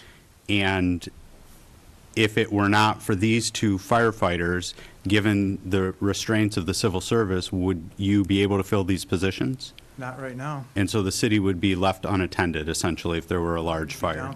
We're down some manpower right now. Okay. Thank you. Counselor Harpen? Just for the sake of knowledge, because I don't know this and maybe the public doesn't know as well, how are firemen actually hired? So they need to do the civil service test, whatever company is out there has openings and they post it somewhere and someone applies. Can you just explain how it works, please? Yeah, we call for a list. We're looking to hire 2 or 3 employees. We call it civil service list. Firefighters or residents and local people sign up for it. Across the state, everybody takes the test. We get the list for our people, and then we have to go through a process of a notification of employment that they would, or not a notification of employment, it's a condition of employment. They take a physical, they take a PAT, they have to pass those before they get employed. Now, then we're ready for a notice of employment. We're in between that right now. So they've done the physicals, they've done the PATs. We have to get this approval before we can hire these guys, the 3 guys, or 2 of them. The third one is we can hire him now. So when we did the conditional notice of employment for these 2 individuals, we included council approval in the set of conditions for them because it did need to be brought forward to the council. Counselor LaForest? So one additional question. So barring those multiple alarm fires where you would call in these reserve firefighters to aid the department, when these reserve firefighters are filling in for full-time firefighters who are taking vacation, for example, or who are on sick leave, is there an indication that they would work full-time for the department and full-time in their existing role? No. Okay. No, they can only work hours that they're not employed at the other positions. So it can only be basically on the weekends, or, if they have a vacation, they could work nights. Okay, so there isn't if I may, there isn't a situation where, hypothetically speaking, one of these reserve firefighters would build up an insane amount of overtime just to pad their paychecks, for example? They can only work 500 hours anyways. So that's limited, the amount of hours that they can put in the position. Okay. Counselor Buddington? I'm sorry I don't know more already, but if through the chair to Mr. Morenti, if they are on vacation from their other city position and are filling shifts with the fire department, that would not be considered overtime, correct? Or would it be? It would be. Oh, it would be. Anytime that they're working at the fire department would be on the overtime of the reserve firefighter. So if they were working a night shift, they could work, it would be an overtime. On the fact that if they're on vacation from the other job, that's still considered Yeah, working? in my opinion, it would be, because they're being compensated for that time. Oh, okay. Yeah. Counselor Harpen? Yeah, I'm just wondering through the chair to Director Moranti, when would the next test be, and how would people know about that? It's advertised, but not very well.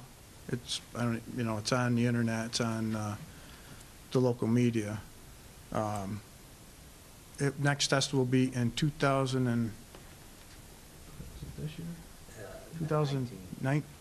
No, I think it's 2020. I think it'll be 2020. It's every 2 years. So these are the only candidates we're going to have for 2 years? Well, until the next test, so the test in 18 will be certified probably in November.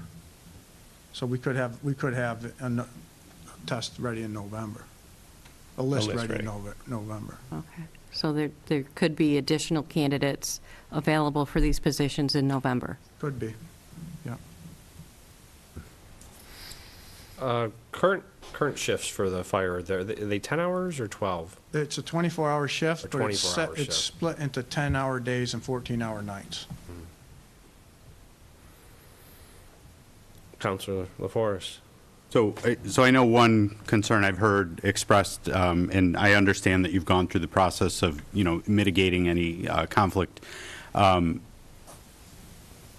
there, and I'm just asking this for the record, are there instances where a chief's family member would work in the same house, either historically in North Adams or in other communities in the area? Yeah, I don't know about North Adams, but it's very common in the fire service. If you look at West Springfield, you look at Ware, there's both departments, the chief hired the son. Sure. And, there's mechanisms in place so that the way the shifts are run, they're run by a lieutenant. So his immediate supervisor is a lieutenant. When they're working, I'm probably not going to be there when they're able to work. So it's usually at night or on the weekend, so I wouldn't be there. So the discipline would start with the lieutenant and go from there. Other But counselors? it's very common in the fire service for fathers and sons. If a reserve is called in, is there a minimum of how many hours they get calculated for? Is it only while they're working, or is it an automatic 10 hours or 12 hours or 24? Oh, no, it's a 4-hour minimum. So 4 hours. they would be, if they're called in for a building fire or all-call event, whether it's a search or something like that, Okay. it would be 4-hour minimum. Okay. Other counselors? Oh, yeah, Counselor Harpen. I just want to say, I'm sure these two gentlemen are perfect for the job, and they could do the job. I am just not comfortable with one person having two positions in our city, and I know that there's a lot of people that are out there that would like one position. So I think since, there's going to be more opportunity in November, which is only really a month away to get more people on board, I think it would be a good opportunity to see if there's more candidates available. And also the other reason is I think normally if we have reserves, it's because we don't want to have to, that's one of the reasons is paying the overtime. So in this case here, we're definitely going to be paying them overtime to be reserve firefighters. So that's my stance, and I'm sure they're fine at what they do, and they would be great firemen, but I would like to offer the opportunity to other people within the community. Are these civil service?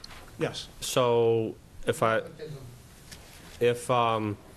civil service, if they're on the list, the next list still goes under them, right? Yes. So you have to take So from the top of the we would have list. to have a reason to bypass them, and that's not, in my opinion, and I don't know, but I don't believe that's not a reason to bypass because they hold two positions in the city.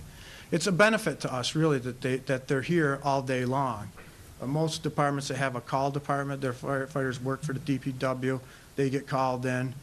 Combination departments where you have career and call firefighters, that's what they do. They work for the DPW, they work for other agencies within the city, and then they are called in for the calls. It's not an uncommon practice in the state. Counselor Buddington. I share Councilor Harpen's concerns with both the concern about tiredness and also the fact that we would be always paying overtime for these positions. I'd be happier if I saw some time limit to this if we knew that they would be moving into full-time fire positions. Well, So I don't that know would- the time frame, but we're having one firefighter that I know of is retiring this year. More than likely, there's another one that's going to retire in 20, and there's 2 or 3 that are going to retire. There's about 6 guys that are going to retire in the next 5 years. So, we're trying, they get in, they get trained, they're familiar with the positions, then they can move into the full-time positions, It's worked well in the past. Like I said, that's how I came on, that's how other people have come on. It's just a proven way of starting at the bottom and working your way through. It works. And having them in the city during the daytime is also a benefit, too. Counselor LaForest. Would you classify the department currently as a call department? I know we have full-time firefighters, but do we essentially function does the department, not we, I'm sorry, Yeah. but does the department essentially function as a call department? This portion of the department does actually work, it's very similar to a call department. Okay. In other departments, it would be called a combination department where you had part-time employees and full-time employees. It's just the title that it's an intermittent reserve firefighter position. Counselor LaForest? So just a comment. I share Counselor, some of Counselor Harpen's concerns. I had a conversation with a friend who's a town administrator in the east end of the state, and he reminded me of how small the area is, and the fact that we're in some ways always on top of one another, and that the pool, just as we've voted to remove the police department from civil service, the pool to hire from is very, very small. And the reality is, we do need to fill these positions. So I guess I hope, in November, we'll do a better job of advertising for the test. But it sounds like you're going to have more openings and, we'll need an additional pool.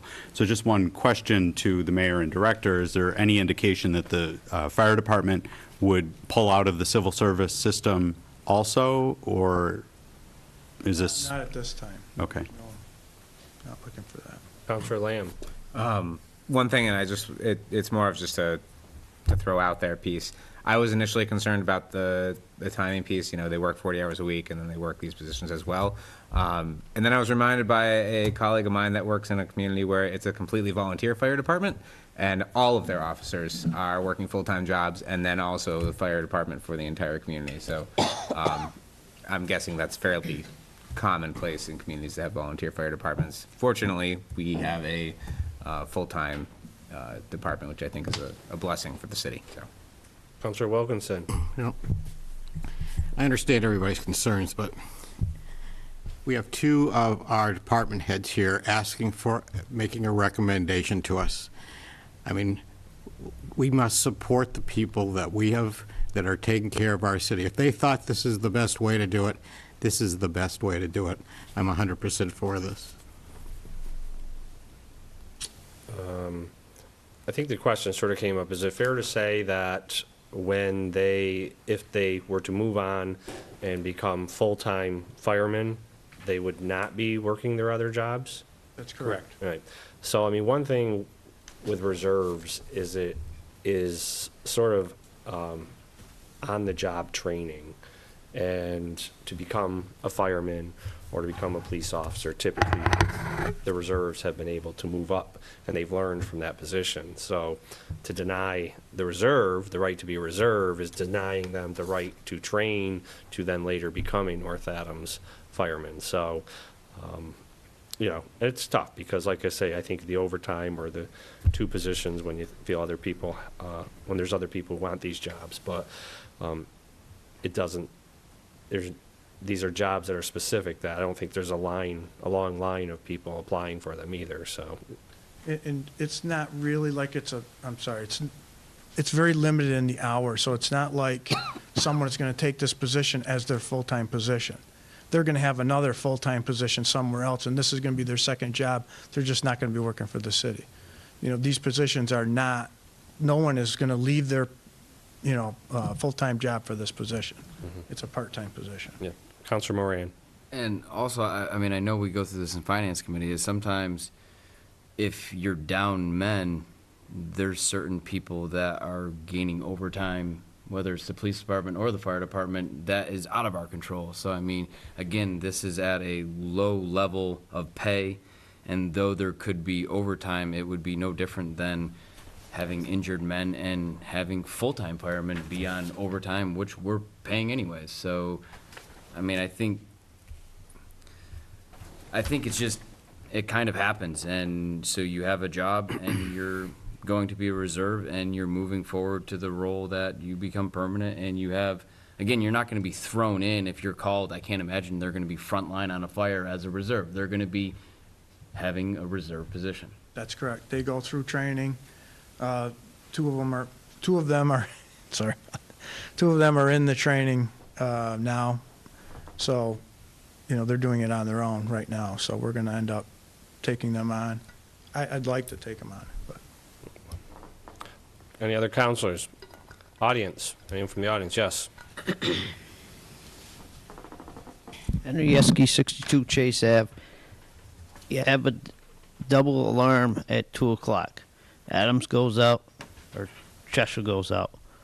A neighborhood community has to watch the fire department while those other fire departments are gone out. Correct or not correct? I'm not sure If But Adams North- goes out, yeah. North Adams would have to watch Yeah, that yeah, Adams Fire yeah. Department.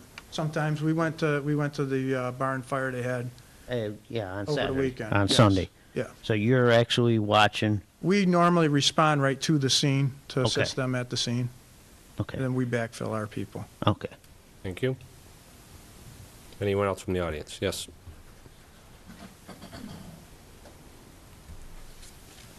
Yes, Brian Sapienza, 113 Pleasant Street. I have no issue whatsoever with reserve firefighters. I mean, that's the way to get new firefighters into the department. You have a person that is somewhat trained, maybe not fully trained, but somewhat trained to be able to handle certain situations and bring them in. When you do bring them in as full-time members, that's just that much less training that you have to do. My brother in Arizona benefited from the same situation. He was a volunteer for a small department out there and eventually ended up as a full-time member of the department. So I'm in full support of having reserves, whether or not they come from the city pool of workers or if they come from the private sector. And the benefit of having somebody that's in town, having heard calls on the scanner where other departments are scrambling trying to get firefighters, say nearby towns of Florida where people work. Most of the people that are on the fire department work in other places, having to scramble 10, 15, 20 miles to respond to a call is a big deal, especially if you have somebody that's in a bad situation. Yeah. So I do support the reserve firefighters. Thank you. Thank you. Mr. Cardamino. Don't get upset with me, but, Name and address. yeah, Robert Cardamino, 170 Trees, Quincy Street. Moranti, and Moranti. It sounds like a law firm. And, and there seems to be a little nepotism here. I don't know, but that's the word for it. Thank you. Thank you. Anyone else? Counselor Harpen. Can I just say one more thing? Like I said, I think these gentlemen will do a fine job. I hear from people out in the city where they're looking for people to be hired in the city with more diversity. So they're looking for more diverse employment opportunities here within the city. And so that is another reason why, nothing against you, nothing against anybody that works here, but I do think it's an important issue that we need to address and somehow maybe advertise our positions a little bit better out to the public that will be eligible for these jobs and be able to apply for these jobs. Counselor Buddington. I'm willing to support this based on the obvious need and the fact that this did go through the civil service process, cumbersome though it is, I think is a strong defense against the selection of candidates. These were clearly the candidates through an obviously impartial process. I am hopeful though that we can get a larger number of good applicants in the future. And thank you for putting up with all of our questions. Any other counselors? Not hearing any.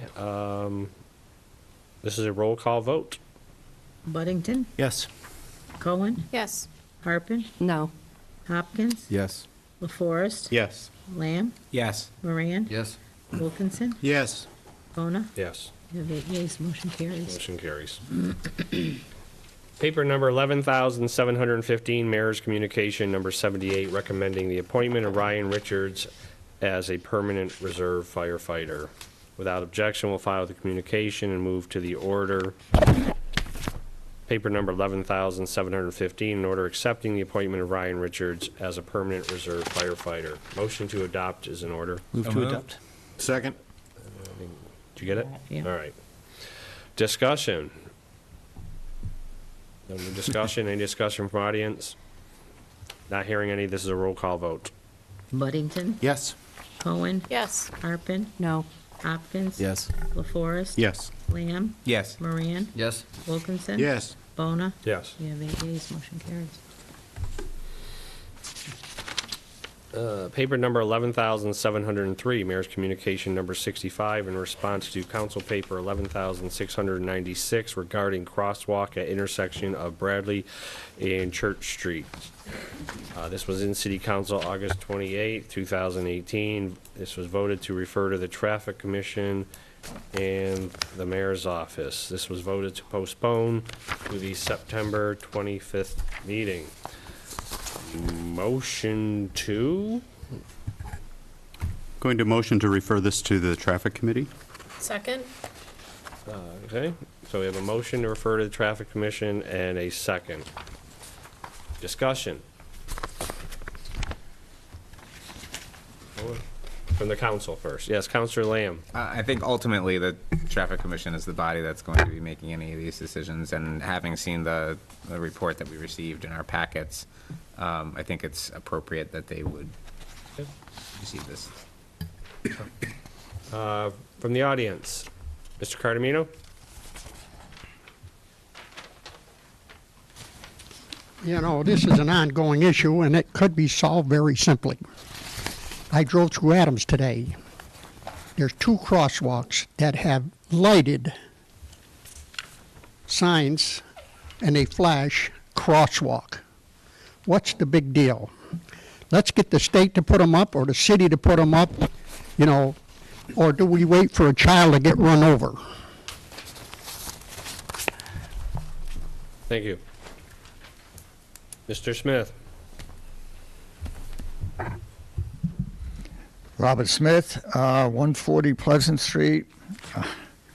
I'm getting frustrated again because this has been an ongoing discussion on this particular issue.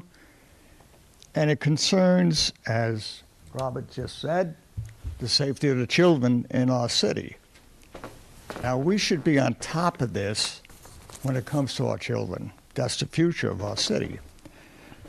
So, I agree with what Robert just said, but I also want to add that when I was in New York City a few weekends ago with my son, there was a sign on the street which read, was a bright orange and black, or black letters, reduce speed, and also a bump, a traffic bump. So I don't know why we can't do something like that so we can get this crosswalk completed. Thank you. Thank you. Anyone else from the audience? Yes.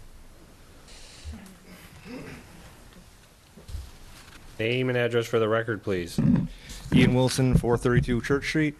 My wife was the one who brought this up to the city council 3 years ago when it was originally approved. And 3 years later, we're still talking about this.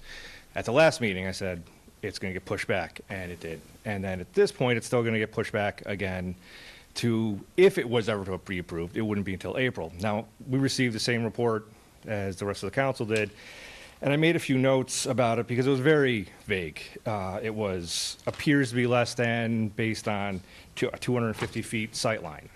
Yet the speed limit in the area is a 30-mile-an-hour zone, so you bump it to 35. The stopping distance for a car from 35 to 0 is 109 feet? 109 feet, leaving still another 90 feet of space there. It goes on to say that the sidewalk is too close to a fire hydrant, yet if you drive through the city of North Adams, there's a fire hydrant 3 feet from every crosswalk in town. It also addresses the ADA issues of said sidewalk or crosswalk and having to put a curb cut in, yet the entire street from Bradley up to Kemp and all the way around is no more than 2.5, 3 feet. So again, I don't really know where the ADA sidewalk issue comes in. The other great location to use as an example of doing this is West Shaft Road. It's the same sight lines northbound.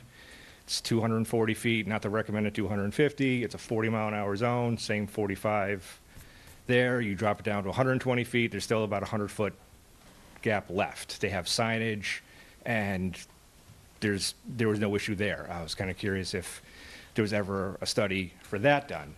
A few of the other reports that were kind of ridiculous were that crosswalks found were not to decrease pedestrian safety.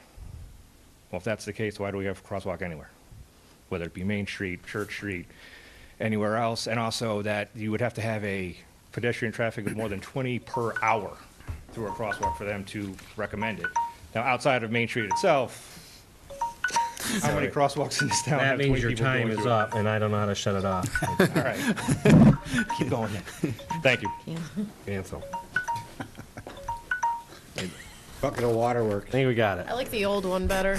Well, the old one is dead, so. Oh. Dead. Yeah. Gotta get a battery. That in the Phone budget. is our Gotta temporary. get a budget. Yep. Gotta get a battery. I have an owl you can use. Anyone else from the audience? Yes, please.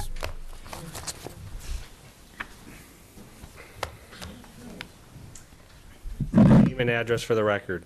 Melanie Damaris, 115 Bradley Street. I have a 6-year-old, she'll be 7 Friday, and I have a 4-year-old. They will both be going to the same school. Last year in kindergarten, our bus stop is across the street from Bradley Street.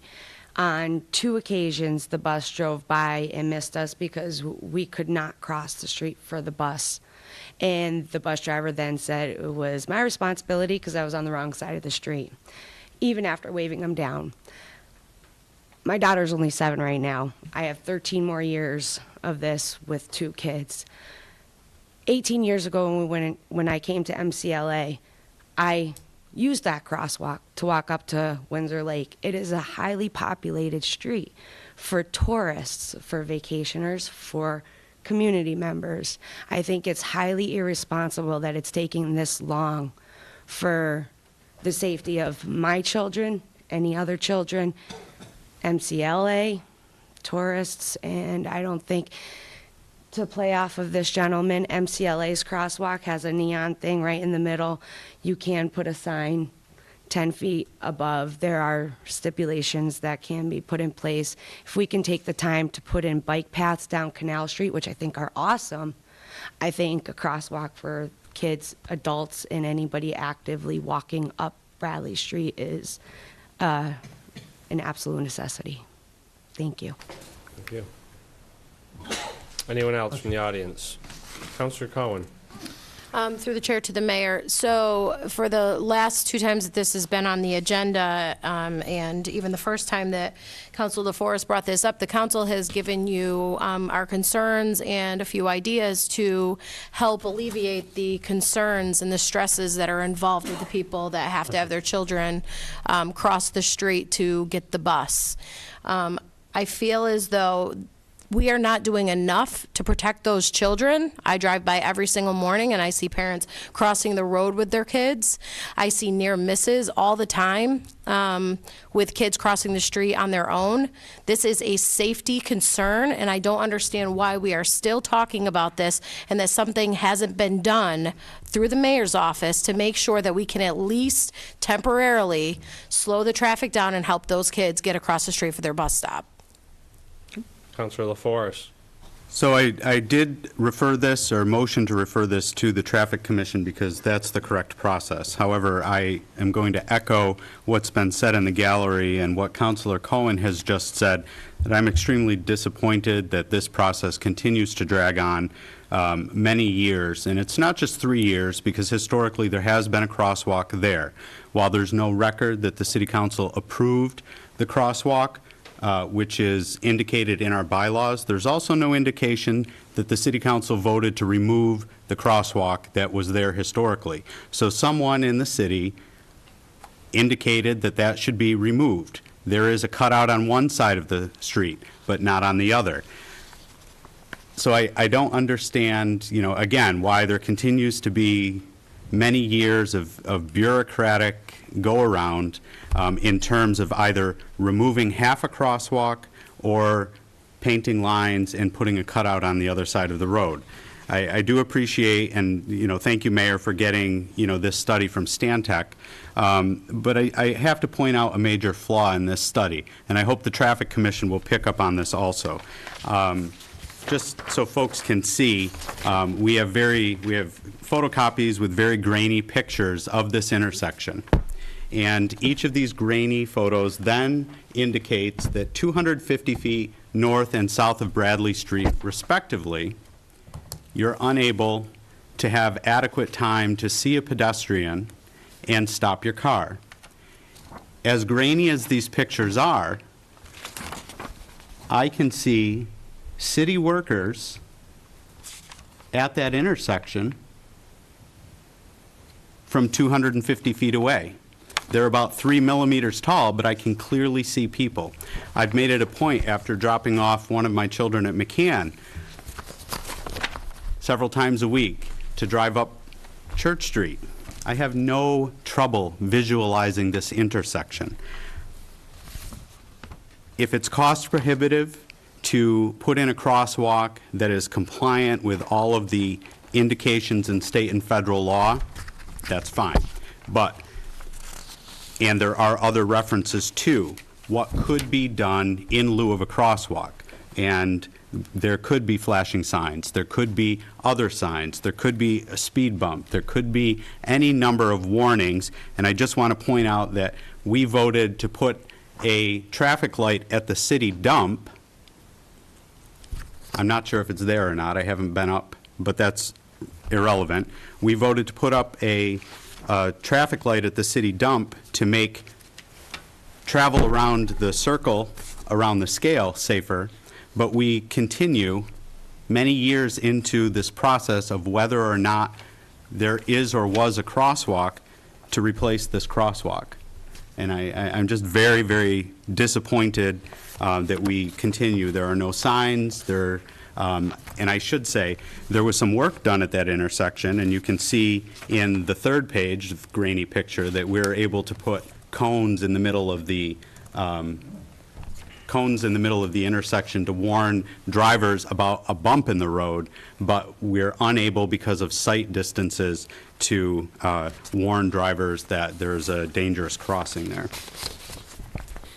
Councilor Lamb, and then Councilor Moran. So I 100% agree something has to be done either directly where this is located or in very close proximity to allow for the safe movement of people.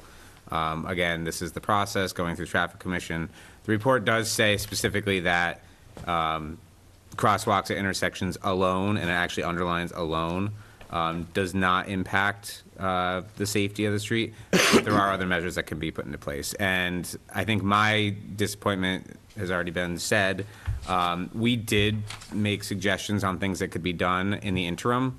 The speed limit sign, like the things that we have at our disposal as a city to put in place, at least temporarily. We were told that that would take about a week, and we're a month later, and none of those things have been done. And so I understand that and I agree, we have to do this in a way that's going to be safe, because if this is going to go in forever, we need to make sure that we're not putting kids in the middle of a side or a crosswalk that, isn't going to be safe in the long run. But we do need to do something in the interim, because they are crossing the street, or they do need to cross the street to get their bus. So whether that's the big board with the flashing light, or it's, a crossing guard that was suggested, like something along those lines needs to be done, and it needs to be done ASAP. Anyone else? Councilor Moran and then Councilor Buddington. One suggestion that I thought could be implemented tomorrow would to have a school bus be on both sides of the street as we're looking through this. And again, with an engineering background, this is how it goes, and this is the process. But we could simply have kids waiting on the bottom of Bradley Street and kids waiting on Church Street, and to simply notify the school bus company. I can't imagine that would take more than a phone call to simply say, until further notice, the school bus stop will be on both sides of the street. And again, I can understand the frustration from the residents. It is an issue, obviously, because there is limited sightline that has been provided by the engineering study. So we once again know that, yes, it's not safe to perhaps put a crosswalk, so please venture out at your own risk. Just doesn't seem to be the stance we should be taking as a city. So again, I know signs take a few days, but I would think to now, without snow on the ground, to enact a bus stop on both sides of the street could happen immediately. And I would think that would be a first step as a course of action to let the residents know that, yes, we hear your concerns, and we will do more than send this back to traffic. Councilor Buddington. It seems to me, based on the report and other conversations, I see three possible solutions that don't require high tech. Reducing the speed limit would reduce the stopping distance, and I think would perhaps make a crosswalk legitimate at that spot, because it was the sightlines for that speed limit that are inadequate. Perhaps the school bus stop itself could be moved slightly to the north, where I believe the sightlines are better and it would be safer to cross. And perhaps also we could put the crosswalk farther to the north, although I believe you can't put crosswalks too close together, so that it may be crowding out an MCLA crosswalk. But I think those are some of the easier solutions. Motion 2. What do we have a motion to at the moment? We got public, sending it to Traffic Commission, right? When we discussed this last, we said that it needed to go back to Traffic Commission to be relitigated and revoted on, so that we would have a contemporary decision. But again, So the sense of the floor is, I mean, we're going to obviously bring it to Traffic Commission, but obviously the sense is to the administration is maybe something temporary sooner, so. So can I speak to the points that Councilor Buddington just made? Because I did reach out to the superintendent, who reached out to the bus company, and this is the information that we were provided, just to put the issues, and particularly the one that Councilor Moran mentioned, in context.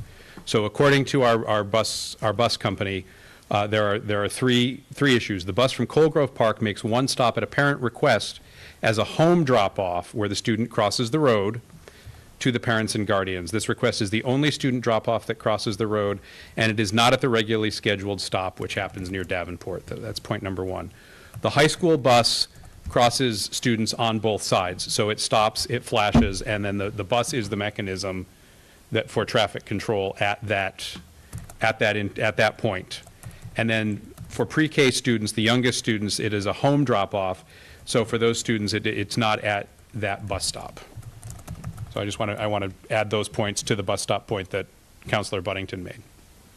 So from a traffic control perspective, the issue of these being risk factors at bus times is counterfactual. Any other councilors? Normally, well, you haven't spoke, I'll let you speak, but normally we don't go back and forth. But you got to speak to the mic if you're going to speak, so you passing? Going?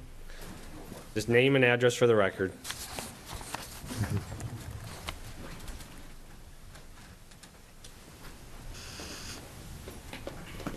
Gordon Wilson, 60 Bradley Street. We're talking, for the most part, it seems, about school children, buses. All true. There is a significant amount of just pedestrian traffic up and down Bradley Street, particularly in the summertime. I don't understand what the problem is with this. I've lived on Bradley Street since '85. There used to be one there. I think it disappeared the last time it was paved and just never got painted again. And yet here we are. That's it. Thank you. Councilor Cohen. One specific inconsistency or just failure to report was the time that it was conducted, because I think that there's weight in having a time, because in the morning and in the afternoon when the bus stop is there would probably be the best time to conduct an experiment like this, or in the summer when there are high volume times. I am unsure, as Councilor LaForce had said, there are workers in the road, so I'm unsure of the time of this report. I mean, did I miss that? Because I do think that's relevant information. We can find that out. Thank you. Again, the council does have authority, we put in, to locate where crosswalks are, but typically we get those recommendations from Traffic Commission. Traffic Commission did recommend this in the past, not to the council though. They recommended it at a meeting. It didn't officially ever come back to council. So that's one of the reasons why we have not received to date anything official. We also know there was a crosswalk there. It could have been there for a century. There are no records. I know the city clerk has looked back, and we cannot find records of when the council may have approved a crosswalk on that. But again, we also have meetings. I can't think of any time we've actually removed, the council has removed a crosswalk. There has been, I do though remember discussion, and I don't remember if it was a vote, but when the city did Cityscape, we got Cityscape funding for downtown. The state required us to remove a crosswalk that was by Mohawk Theater. And it was a requirement, part of getting the $3 million grant. So I do not believe the state has authorized this crosswalk to be removed. I think it is a case of the road was probably paved, it was never put back, and why it's become complicated since. The motion on the floor right now is to refer it to Traffic Commission. In all due respect, I think they do deserve to give us their opinion again, which will probably be similar. And hopefully the administration hears us again and tries something temporary. I don't know, in the meantime. But the motion on the floor right now is to refer to Traffic Commission. And this is May I just ask really quick? okay. Sorry. New information? Yes. Okay. New question through the chair to the mayor. So the letter that we have here is from Mary Ann King, chairperson, asking for a copy of this report for their meeting in October. I just want to be sure that she does have a copy of that at this point. I didn't receive the communication, but I'll make sure she receives Thank it. you. Sure, thank you. Same thing I was going to. Okay. Well, that's the motion from City Council to make sure the Traffic Commission. Correct. So the motion now is to refer to Traffic Commission. All in favor? Aye. Opposed? Oh, and we need a time back. Well, what did it date? The Traffic Commission? Just says October. Yeah. October, doesn't say Yeah. I don't know if it's going to be before our second meeting or not. Second meeting is the 23rd, so it should be Can't we just before have our it the second first one? Oh, Well, yeah. did. They're going to be, that's true, yeah. Right. We can shoot for the second meeting of October, which I don't know the date on that. 23rd. 23rd. So we will refer this to Traffic Commission with a report back on October 23rd. Again, all in favor? Aye. Oppose? Motion carries. Apologize to the residents of that street. We're trying. One side comment. You can't, if you're gonna, wait, you can speak it open for them. You gotta be at the mic or people at home just see your mouth doing this. So, sorry. All right. Paper number 11,703-1, Mayor's Communication number 65A regarding intersection on Bradley and Church Streets of evaluation report from Santic Consulting Services. Without objection, we'll file the communication and Mayor. Did I do this wrong? No. Oh, okay. Yes, go ahead. I think we've covered this. discussed this. too. Okay. Should have been first, but. No, that shouldn't have been first. No, it shouldn't have been first because your paper was first, and then the mayor's communication was second. Okay. So, Already discussed I it. think it's we've been covered. discussed it. They've covered been it, covered, so. Okay. Paper number 11,716, communication submitted by Councilor Lamb regarding traffic concerns on Eagle Street, Ashland, and Pleasant Streets. Motion to refer to Traffic Commission. So moved. Lamb and Hopkins. Yeah.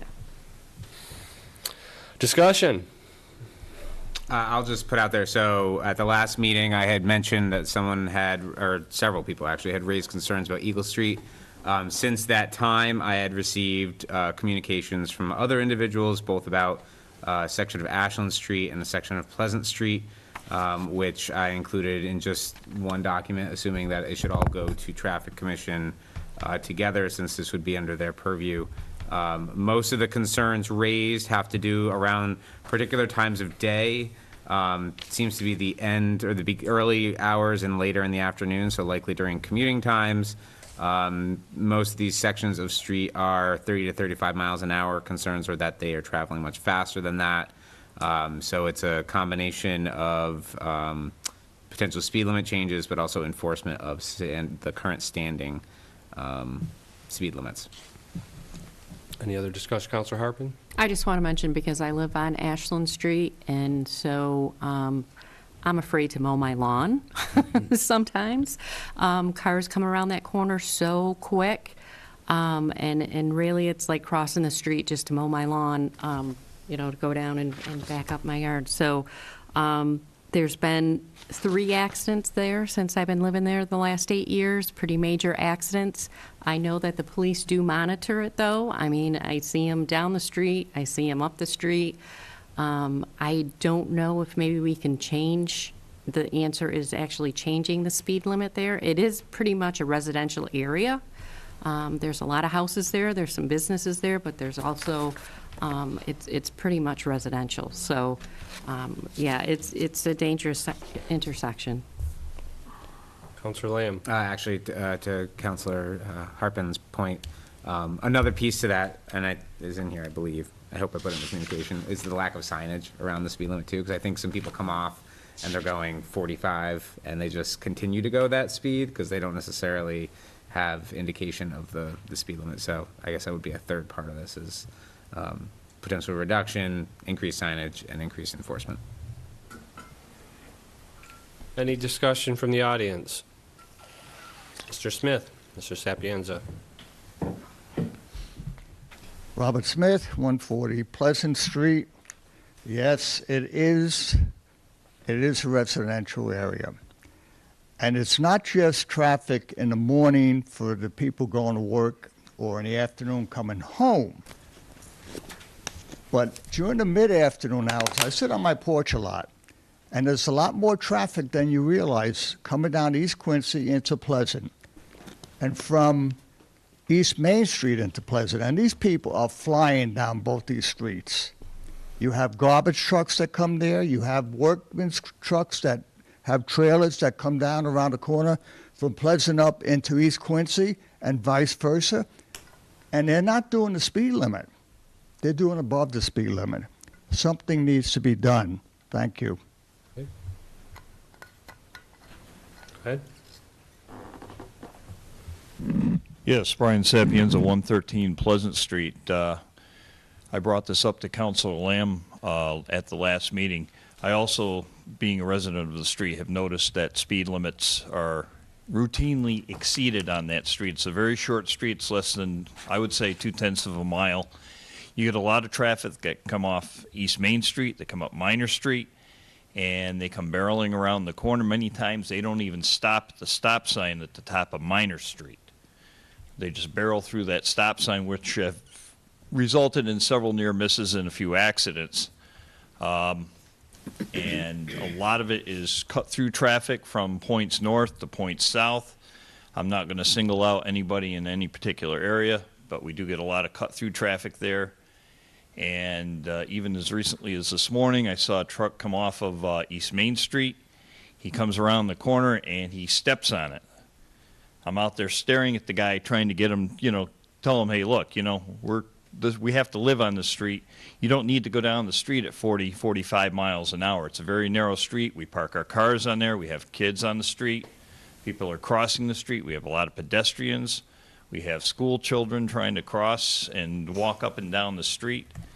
And I just don't see the need for such excessive speed. I'd like to see more enforcement on the street of the speed limit. It's just, it becomes a speedway. And I've seen it in many days. It's like almost every vehicle that goes up and down Pleasant Street is in excess of the speed limit. So I'd like to see something done, and I can't stress that enough. Thank you. Thank you. Councilor Just Cohen. for clarification purposes, and anybody could answer this, what are the speed limits for these? I can see Ashland Street, but Eagle Street, Pleasant Street is at just 30 miles per hour? Is that the designated speed? 30? So, yeah, I see an enforcement issue. I don't really see a speed limit issue with those two streets. It's Mr. Yeski? Henry Yeski, 62 Chase Ave. Around the state, they have one of those speed limits, but there is no mark how fast you go. You can't, you gotta, all it says is slow down. And if you go too fast, it blinks. That might be something else you might look into. Thank on you. them streets. Motion on the floor is to refer to Traffic Commission. Probably can combine this and they can bring it back the second meeting, October 23rd. All in favor? Aye. Aye. Opposed? Motion carries. Committee reports. None. Who'd dare? Oh, do we have one? What? I said, who'd dare? Community calendar of events. None from the council? Any from public? Oh, Councilor Lamb, sorry. It's fall foliage week and weekend. There's been a lot happening already. There's a lot coming up.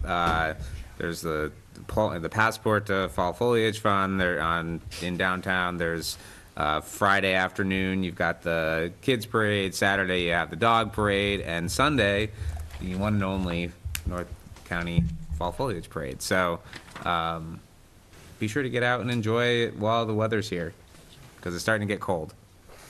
And in this parade, probably watch your step. Anyone from the audience for calendar of events? No. Yes, Mr. Sapienza.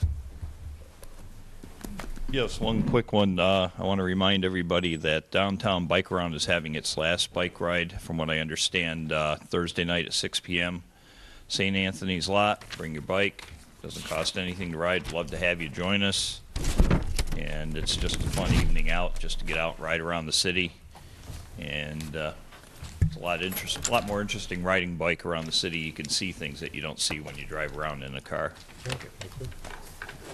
Mayor, are you going to hit on Dancing in the Street at all? I had it, but if you'd like to, take it. I'll leave it for you. Okay. Open forum. Yes, Mr. Smith. Robert Smith, 140 Pleasant Street. I just want to end with my frustrations coming here to the city council meetings in the new city that I'm residing in.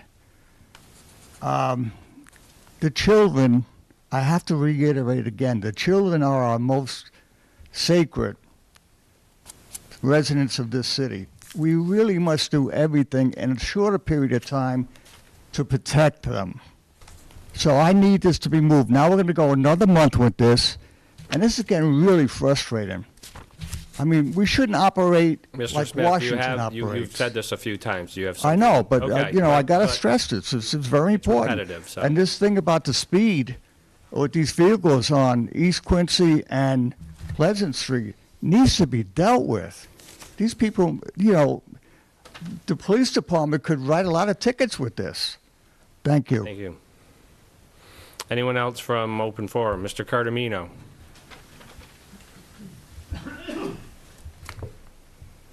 There was one on point I wanted to bring out in regards to this seniors and veterans earning some money for working for the city. I'd like to point out that there's a lot of retirees that have retired from the city jobs that are working part-time for the city. You're aware of that. When they could be opening this up to some citizens, and you got the nerve to sit there and vote no, it's going to come back to haunt you, because I'm not going to forget this. And also, I've talked to Mary Ann King several times about different traffic issues. And one time she told me, that's not our fault, it's the state's fault. Go down and see the guy down to the state yard down there. Well, I don't think it's my job to go down to the state to try to get a traffic light or a crosswalk or some flashing lights at crosswalks or anything else that has to do with traffic. That's her job. And I think she ought to start doing that, you know, instead of procrastinating. And that's all I have to say for this. Okay. Anyone else? An open forum?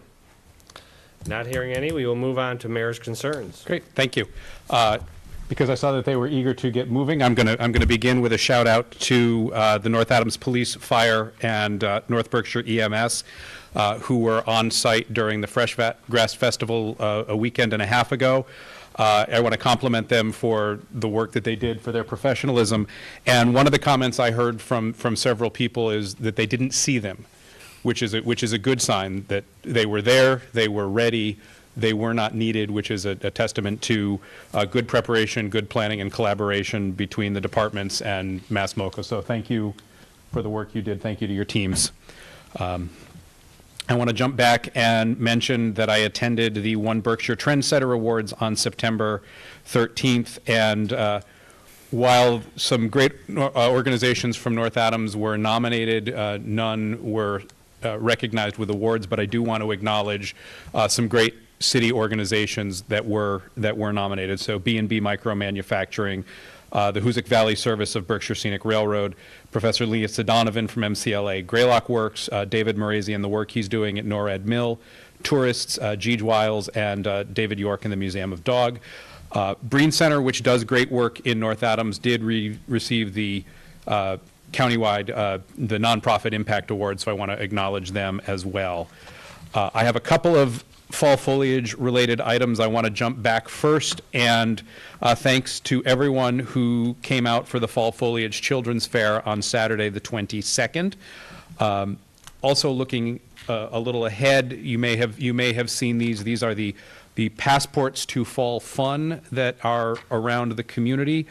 This is part of the Massachusetts Downtown Initiative grant that we received earlier this year, $15,000 from the state to do technical assistance for downtown businesses.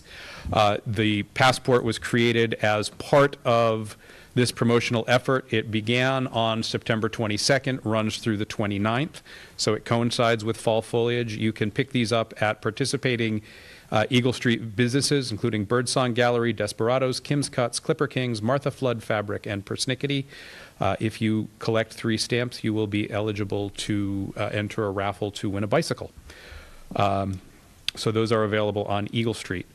A couple of items related to fall foliage on this weekend that weren't mentioned. There is a ZD supper to benefit the St. Vincent de Paul Society at St. Elizabeth Parish Center Thursday from 4 to 7. It's Down Street Art Thursday. To Mr. Sapienza's point about the downtown bike around, there was some nice coverage of that on WAMC, including some nice comments from Mr. Sapienza. So thank you for being a really great advocate for that program.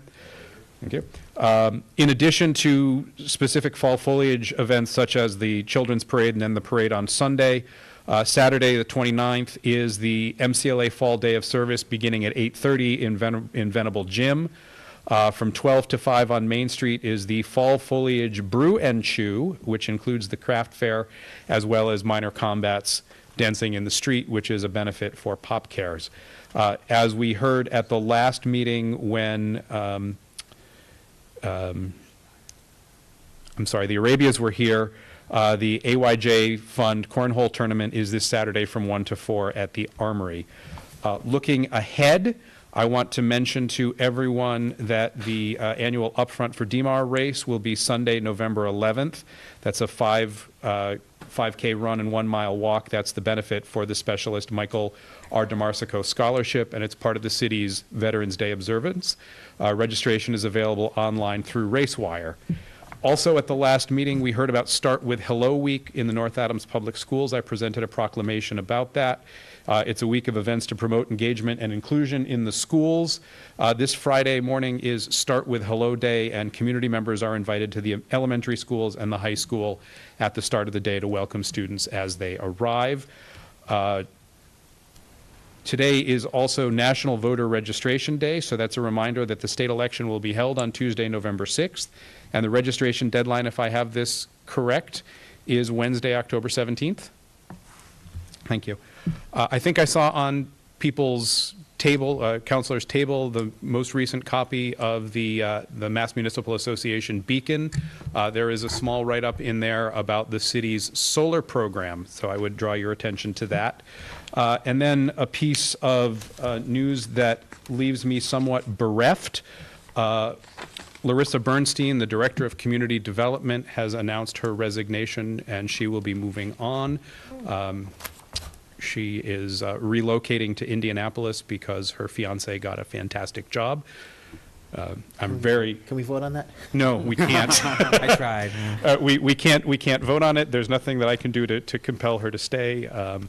But I will be putting that position out on the street later this week and looking to hire a new community development director. That is a critical position for the city, and Larissa has done a fantastic job. Thank you. Okay. Liaison updates, counselors' concerns. Counselor Cohen, Counselor LaForest. Through the chair to the mayor, just to maintain transparency and salient communication to the citizens and residents of the city, I have been asked to ask you for an update on communication with Spectrum. The follow-up to the last, information that we got from you is that you were, that there was some talk with the solicitor regarding some litigation, yes, no? Not litigation. It was with the city's cable attorney. That was filed earlier this month, and the expectation is we should see a response from them by the end of this month, including requests for additional information. Thank you. Thank you. Counselor LaForest. Is that available to the council? Sure. I'm happy to send your a copy. Okay. And then my concern, I know there has been an ongoing issue with some loose dogs in the west end of town. So I just wanted to bring it up because the city has done a great job. The police department, thank you, for addressing that. I just wanted to bring up, though, I spoke with Director Casalio, and he did indicate that if anyone has an issue with loose dogs that are a safety issue or bothersome, that they should call the police department, and that if the animal control officer is not available, one of the other officers will go over and, at the very least, confirm the presence of the animal, and, they will follow the appropriate steps to control that. So again, thank you for that, and I hope people will continue to make, those concerns known, with bothersome dogs in particular. Counselor Buddington. I just, hearing that Larissa Bernstein is leaving us, I just want to put in just my word of thanks because she's been really helpful to me in the short time that she has been here. She's done a lot to move to get our digital records organized. Thanks to her work, we now have proper digital copies of both the old and the proposed zoning maps, which make it a whole lot easier to see what the changes are and where we're going. And it's made a world of difference to me. So I just want to appreciate her service, and thanks for a good hire, even though it didn't last long enough. Thank you. Other counselors? Licenses, we have none. Correspondence, you should have a paper public hearing with the planning board Monday, October 1st at 5:30. Remember that. Mark it down. October 10th, I think. What's that? The October 1st or the 10th? First, I believe. The 1st. And a motion to adjourn is in order. So moved. Second. All in favor? Aye. Meeting adjourned.